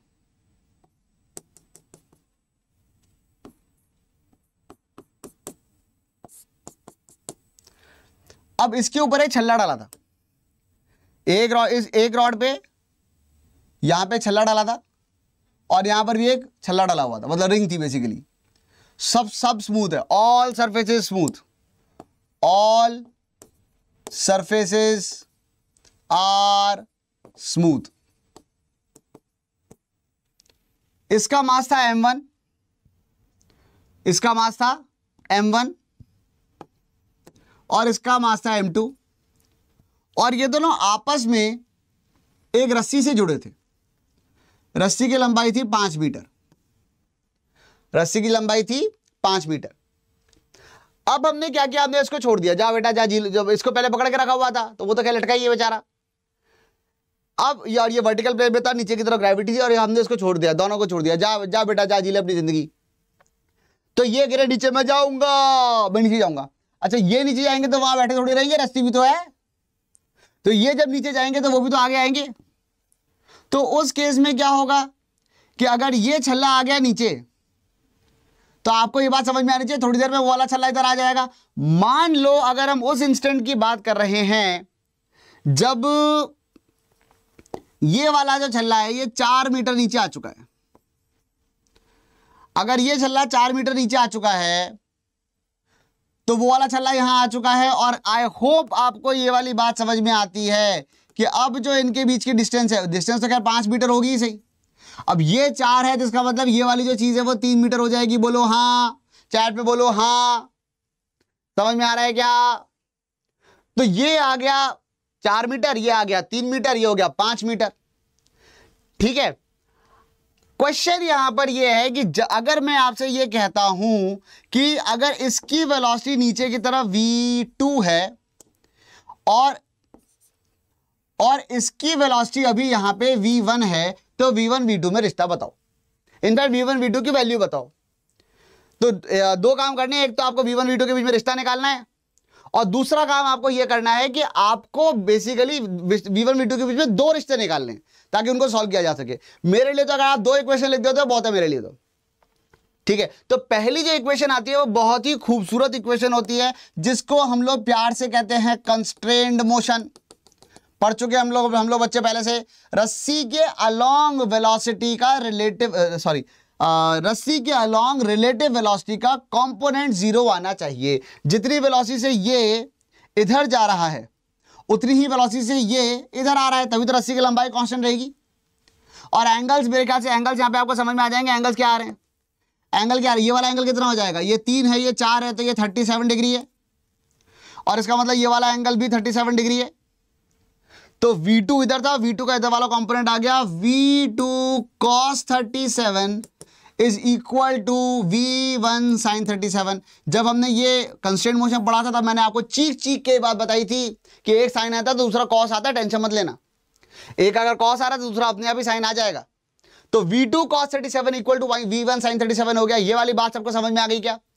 और जैसे ही ये वाली बात समझ में आई तो अब क्या हुआ इसमें, ये रहा, ये तो हो गया एक इक्वेशन आ गई V1 V2 के बीच में, एक रिश्ता तो आ गया। पर एक रिश्ते से दो वेरिएबल सॉल्व नहीं हो सकते। मैथ्स के पिताजी भी आ जाए तो भी सॉल्व नहीं कर सकते। हमें एक इक्वेशन और चाहिए और वो ऑब्वियसली वर्क एज थ्योरम से आएगी, वही तो पढ़ रहे हैं। तो जल्दी से मुझे बताओ बच्चों, इन दोनों के ऊपर वर्क डन क्या है। लेवल बढ़ा रहा हूं मैं यहां पर थोड़ा सा। इस सिस्टम के ऊपर हम देखा जाए, दोनों के डब्बों को देख लेते हैं। तो work done by gravity plus work done by normal plus work done by tension. और कोई फोर्स है क्या? फ्रिक्शन तो है ही नहीं। ग्रेविटी हो गई, नॉर्मल लगेगा, ये भाई रिंग अगर इस तरीके से है और यहाँ पे डंडा है तो वो डंडे पे जब ऐसे लगाओगे तो एक हॉरिजॉन्टल डायरेक्शन में फोर्स लगेगी इस वाले के ऊपर, नॉर्मल के नाम पे। और ऐसे ही वहाँ पे ये डंडा ऐसे और रिंग ऐसे डली हुई है तो उसके ऊपर वर्टिकल डायरेक्शन में फोर्स लगेगी।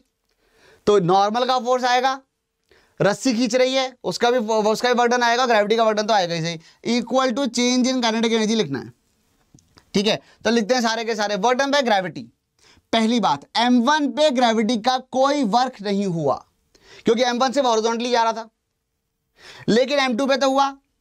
m2 तो नीचे आ रहा था।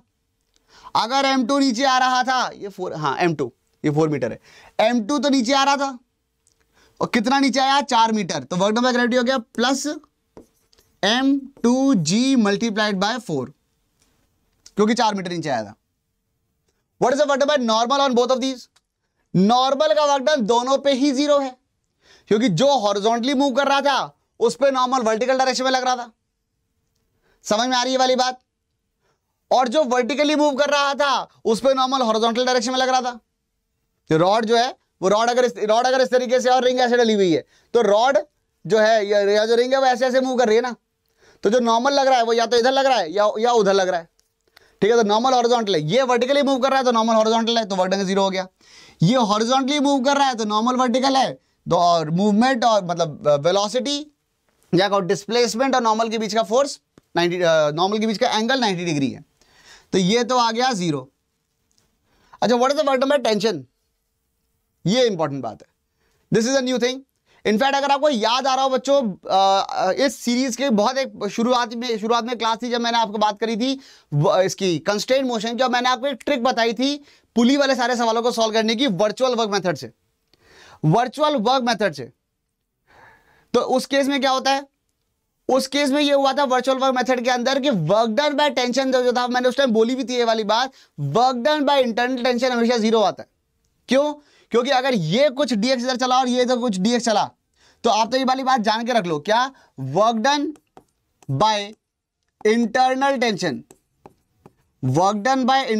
Tension is always 0। और अगर वर्क डन बाय टेंशन 0 आ रहा है तो ये क्या हो गया, ये भी हो गया 0, इंटरनल टेंशन। अब अंदर जो रस्सी बंधी हुई है इसका रीजन समझ लो थोड़ा सा ये कि भाई अगर ये कुछ dx नीचे जाता या कुछ भी लेंथ नीचे जाता, x2 नीचे जाता, तो उसका एक छोटा सा कंपोनेंट इधर की तरफ आता और अगर ये x1 इधर जाता तो उसका छोटा सा कंपोनेंट इधर की तरफ आता, ये वाले कंपोनेंट तो बराबर होते, टेंशन सेम है, ये वाला वर्क डन आता प्लस TDX इसके ऊपर, और टेंशन का वर्क डन इसके ऊपर आता माइनस TDX, और इसी वजह से जो नेट वर्क डन है वो जीरो आ जाएगा, क्योंकि एक पे प्लस TDX हो गया, माइनस TDX हो गया, दोनों आपस में ऐड होके कैंसिल हो जाएंगे। Equal to change in kinetic energy, final kinetic energy half m1 v1 square plus half m2 v2 square, और इनिशियल काइनेटिक एनर्जी क्या थी, जीरो। ये आ गई v1 v2 में दो वेरिएबल दो इक्वेशन। डेटा अच्छा दे रखा होगा तो सॉल्व करेंगे, लेकिन गुड क्वेश्चन, इंटेलिजेंट क्वेश्चन, ठीक है। और आ सकता है बिल्कुल ऐसा कोई मतलब कोई ऐसा कोई बिल्कुल ऐसा कोई हरफन मौला सवाल नहीं है कि आपके एग्जाम में नहीं आ सकता, बहुत आसानी से आ सकता है, बिल्कुल आ सकता है। समझ में आ गई बच्चों? चलिए, तो समय वैसे खात्मे की तरफ ही है, लेकिन फिर भी एक क्वेश्चन और कर लेते हैं, ठीक है, क्योंकि फिर कल से अपने को वर्टिकल सर्कल पे भी जाना है। एक छोटा सा सवाल और करते हैं। क्वेश्चन ये है, मान लो कि ऐसे ही एक रॉड होती है ऐसे यहां पे, ठीक है, जिसके ऊपर यहां पे एक छल्ला डाला होता, छल्ला ये रहा, छल्ले का मास है m है, और यहां पे एक हिंज है, ठीक है, और वो जो हिंज है, हिंज से एक स्प्रिंग जुड़ी है, ठीक है। यहां से लेके यहां तक की तो जो दूरी है वो है मान लो 4 मीटर, ठीक है, और ये जो हाइट है ये है 3 मीटर। स्प्रिंग की जो नेचुरल लेंथ है वो 3 मीटर ही है, और मान लो स्प्रिंग कांस्टेंट K है, इसका मास है में, ये फिक्स्ड है ऊपर और ये नीचे भी फिक्स्ड है, ये नीचे की तरफ ग्रेविटी है, उसको उधर से छोड़ दिया।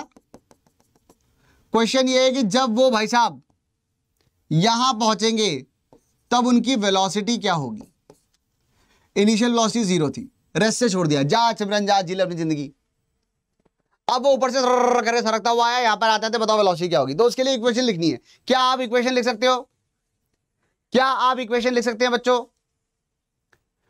तो यहां पे हम लोग क्या कहेंगे, work done by gravity plus work done by normal plus work done by spring, और किसी का वर्क है क्या? नहीं, equal to change in kinetic energy. तो what is the work done by gravity? Gravity का जो वर्क डन हो जाएगा वो हो जाएगा plus mg into 3। What is the work done by normal? वो 0 हो जाएगा, क्यों? क्योंकि रिंग वर्टिकली मूव कर रही है और नॉर्मल हॉरिजॉन्टली लग रहा होगा। स्प्रिंग वर्टिकली मूव कर रही है और नॉर्मल हॉरिजॉन्टली लग रहा होगा। And what is the work done by spring? Spring का वर्क डन होता है हमेशा -12k। क्या आप मुझे बता सकते हो जल्दी से बच्चों, ये वाला तुम मुझे बताओ, what is the final deformation? जब ये जो डब्बा है वो यहां आएगा तो फाइनल डिफॉर्मेशन क्या है स्प्रिंग का? जल्दी से बताओ, what is the final deformation of the spring? फटाफट बताओ, फटाफट, बिल्कुल वेट कर रहा हूं मैं तुम्हारा। What is the final deformation of the spring?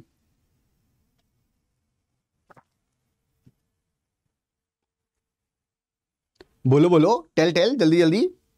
5 to 4 deformation पूछ रहा हूं, सिर्फ डिफॉर्मेशन। जब यहां पर आया तो एक्सटेंशन क्या कंप्रेशन कितना है, बस ये बता दो तुम तो मुझे। तो सिंपल सी बात यहां पे ये है 5 to 4, 5 5 5 5 से 4 5 से 4 1 5 से 4 5 to 4 5 5 1 5 4 5 1 5 4 1 1। एनीवेज, तो भाई फाइनल डिफॉर्मेशन जो है वो 1 है, क्योंकि जब ये यहां पर आया तो ये दूरी कितनी है 4 मीटर, और नेचुरल लेंथ क्या थी 3 मीटर। मतलब स्प्रिंग एक्चुअली अपनी खुशी से 3 मीटर लंबी थी, और अगर वो 3 मीटर लंबी थी और ये दूरी तो 4 मीटर है टोटल, तो इसका मतलब इसको खींच के लाए ना, तो डिफॉर्मेशन इज 1 मीटर। ठीक है, बहुत कम लोगों ने जवाब दिया सही वाला। तो final deformation is 1। What was the initial deformation? अब जल्दी से बताओ इनिशियल डिफॉर्मेशन क्या था? इनिशियल डिफॉर्मेशन बता सकते हो क्या? हाँ बिल्कुल सही बात है, शाहबाज एंड आजान। अब मुझे बताओ इनिशियल डिफॉर्मेशन क्या था?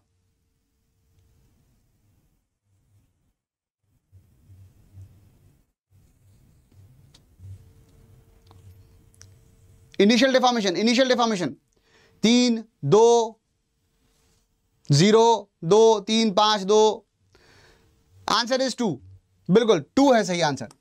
क्यों? क्योंकि ये लंबाई कितनी थी, ये 4 है, ये 3 है, तो ये 5 था। ये टोटल लेंथ जो थी वो 5 मीटर थी, नेचुरल लेंथ 3 मीटर थी, इसका मतलब 2 मीटर का एक्सटेंशन आया था। Equal to change in kinetic energy. Now what is the final kinetic energy? अगर इसकी वेलोसिटी यहाँ v हो गई तो half mv²। Initial kinetic energy क्या थी? 0। इनिशियल काइनेटिक एनर्जी क्या थी? 0 थी। तो ये बस यही आ गया और क्या।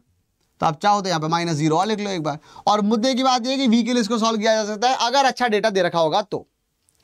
समझ में आई बात बच्चों? बहुत बढ़िया। ठीक है, तो ये कुछ क्वेश्चन हमने किए वर्क एनर्जी थ्योरम के। बढ़िया बढ़िया सवाल है ये, काफी गहरे सवाल।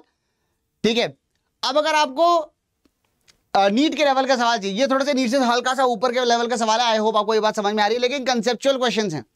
ठीक है, ताकि आप चीजों को समझ पाओ। ठीक है, अगर आप ये सेशन अटेंड कर रहे हो और अगर आप ये वाले क्वेश्चंस एक्चुअली पेन पेपर पे लिख के ट्राई कर रहे हो तो डेफिनेटली आपको कई सारी ऐसी चीजें पता चल रही होंगी जो पहले शायद नहीं पता थी। ठीक है, हाँ जी श्रेयांश जी, आपका नाम ले लिया साहब, प्लीज टेक माय नेम। बिल्कुल, वैसे अगर आप सही आंसर लोगे, सही आंसर दोगे तो मुझे आपका नाम लेने में और ज्यादा अच्छा लगेगा। ठीक है ना? चलिए, हाँ सोनिया जी क्या हुआ? सर जी 2 क्यों? अरे डिफॉर्मेशन पूछा ना, इनिशियल डिफॉर्मेशन क्या था? इनिशियल ये लंबाई कितनी है? 5 मीटर, और नेचुरल लेंथ क्या थी? 3 मीटर। तो कितना खींच के ले गए? 2 मीटर खींच के ले गए ना, तो इनिशियल डिफॉर्मेशन वॉज 2 मीटर्स। समझ में आई बात? अच्छा, अगली चीज यहां पर ये आ जाती है। अब इसके बाद आया था होमवर्क। होमवर्क के क्वेश्चन मैंने आपको लास्ट क्लास में दिए थे बच्चों, आई होप आपने अटेम्प्ट कर लिए हैं। ठीक है, तो ये क्वेश्चंस थे, उनके आंसर्स जो हैं वो आंसर्स आज मैं आपके लिए लेकर आ गया हूं। कहां गए आंसर? ये रहे सारे आंसर्स। 15 सवाल थे, उनके ये आंसर्स हैं, और इसको आप नोट करके देख लो। और एक बार जब आप इसको देखोगे तो आपको ये कब से चल रहा है भाई? हाँ, तो ये आंसर्स हैं और इनको आप नोट करके रख सकते हैं। ठीक है, और ये पिछले वाले हैं। अब आज की डीपीपी, ये जो डीपीपी है ये हम डिस्कस करेंगे स्पेशल क्लास के अंदर, डिस्कस कर लेंगे आप। ठीक है, जैसा भी हो आप मुझे बता देना। ठीक है, चलिए आज की जो डीपीपी है अब उसके हिसाब से ये क्वेश्चन है, वर्क एनर्जी थ्योरम के सवाल हैं इसके अंदर, आप इसको अटेम्प्ट करना बच्चों। ठीक है, फर्स्ट ये 2, 3, और ये वो क्वेश्चन है जो एक्चुअली जो बिल्कुल आपके लेवल के हैं, ये जो मोस्ट प्रोबेबल जो क्वेश्चन है वो ये वाले हैं। ठीक है, तो इनको आप करना। ठीक है, 3, 4, 5, 6, 7, बस, और ये उनके आंसर्स भी हैं। ठीक है, और इनमें जो भी आपसे क्वेश्चन सॉल्व ना हो वो मुझे बता देना आप उनको फिर। अच्छा, अगर आपको हम लोगों से जुड़ना है, जो अगर क्या जुड़ना तो है ही, जल्दी से जाओ टेलीग्राम पे अनलॉक नीट चैनल को जाके ज्वाइन कर लो, ताकि आपके जितने भी क्वेश्चन होंगे वो सारे के सारे, जितने भी PDF वगैरह होगी वो सारी उसी के ऊपर मैं आपको भेज दूंगा। ठीक है, अनअकैडमी का सब्सक्रिप्शन लेने के जो फायदे हैं वो आप जानते ही हो। ठीक है, डाउट क्लियरिंग सेशन का सबसे ज़्यादा मुझे यूजफुल चीज़ लगती है, क्योंकि आपको कोई भी डाउट हो फोटो खींचो, यहाँ पे डाल दो, और जो आपके यहाँ पे जैसे फोटो डाल दिया और उसमें आपके जो आपके एजुकेटर होंगे वो आपको यहाँ पर हेल्प करते हैं। ठीक है, अच्छा ठीक है, उसके लिए करना क्या होगा? अनअकैडमी की ऐप इंस्टॉल कीजिए, वहाँ से जाओ प्लस पे, वहाँ से जाइए नीट यूजी पे, और उसके बाद जाइए गेट सब्सक्रिप्शन पे, और 6 महीने का सब्सक्रिप्शन आप ले सकते हो अगर आप 2021 की तैयारी कर रहे हो। और अगर आप 2022 या उसके बाद की तैयारी कर रहे हो तो उस केस में आप 24 महीने का सब्सक्रिप्शन ले सकते हो, क्योंकि वो सबसे ज़्यादा इकोनॉमिक पड़ता है। सब्सक्रिप्शन आप कोई सा भी लें, कोड आप आपके अपने अनुसार का यूज़ करेंगे। कोड है अनु10, अनु क्योंकि अनु मेरा नाम है, 10 क्योंकि 10% का मैक्सिमम डिस्काउंट मिल जाता है अगर आप ये वाला कोड यूज़ करते हो तो। ठीक है, जो फीस है वो 1 साल की फीस है 34,650 रुपये, और 2 साल की फीस है 50,400 रुपये, और 6 महीने की फीस है सिर्फ 25,200 रुपये। ठीक है, तो आप कोई सा भी कोड यूज़, कोई सा भी सब्सक्रिप्शन ले सकते हो। कोड जो आपको यूज़ करना है वो डेफिनेटली अनु10 होना चाहिए। एंड ये जो कोड है इसको यूज़ करने से आपको 2 फायदे मिलते हैं, एक तो डिस्काउंट मिलता है, दूसरा आपको मेरा जो 15 साल का एक्सपीरियंस है उसकी वो मेंटरशिप का आपको फायदा मिलता है कि क्या पढ़ना है, कैसे पढ़ना है, टाइम मैनेजमेंट कैसे करना चाहिए, मटेरियल कौन सा यूज़ करना है, स्ट्रैटेजी क्या होनी चाहिए, ये सारी की सारी बातों का आपको बहुत ही भरपूर रूप से फायदा मिलता है।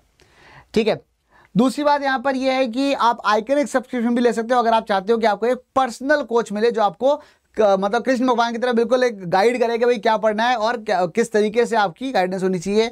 प्लस के जो फायदे वो तो आपको मिलते ही हैं, हालांकि इसकी थोड़ी सी फीस ज़्यादा है। इनफैक्ट इसका 6 महीने की जो फीस है वो इसके अराउंड 34,000 रुपीज़ आती है आफ्टर डिस्काउंट। डिस्काउंट कैसे मिलेगा? ये वाला कोड डाल के।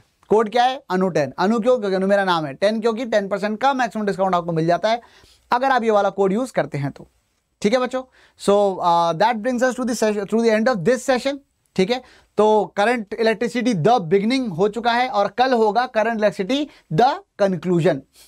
ठीक है, चलो, so that should be all for today. I hope you guys enjoyed and do share the session.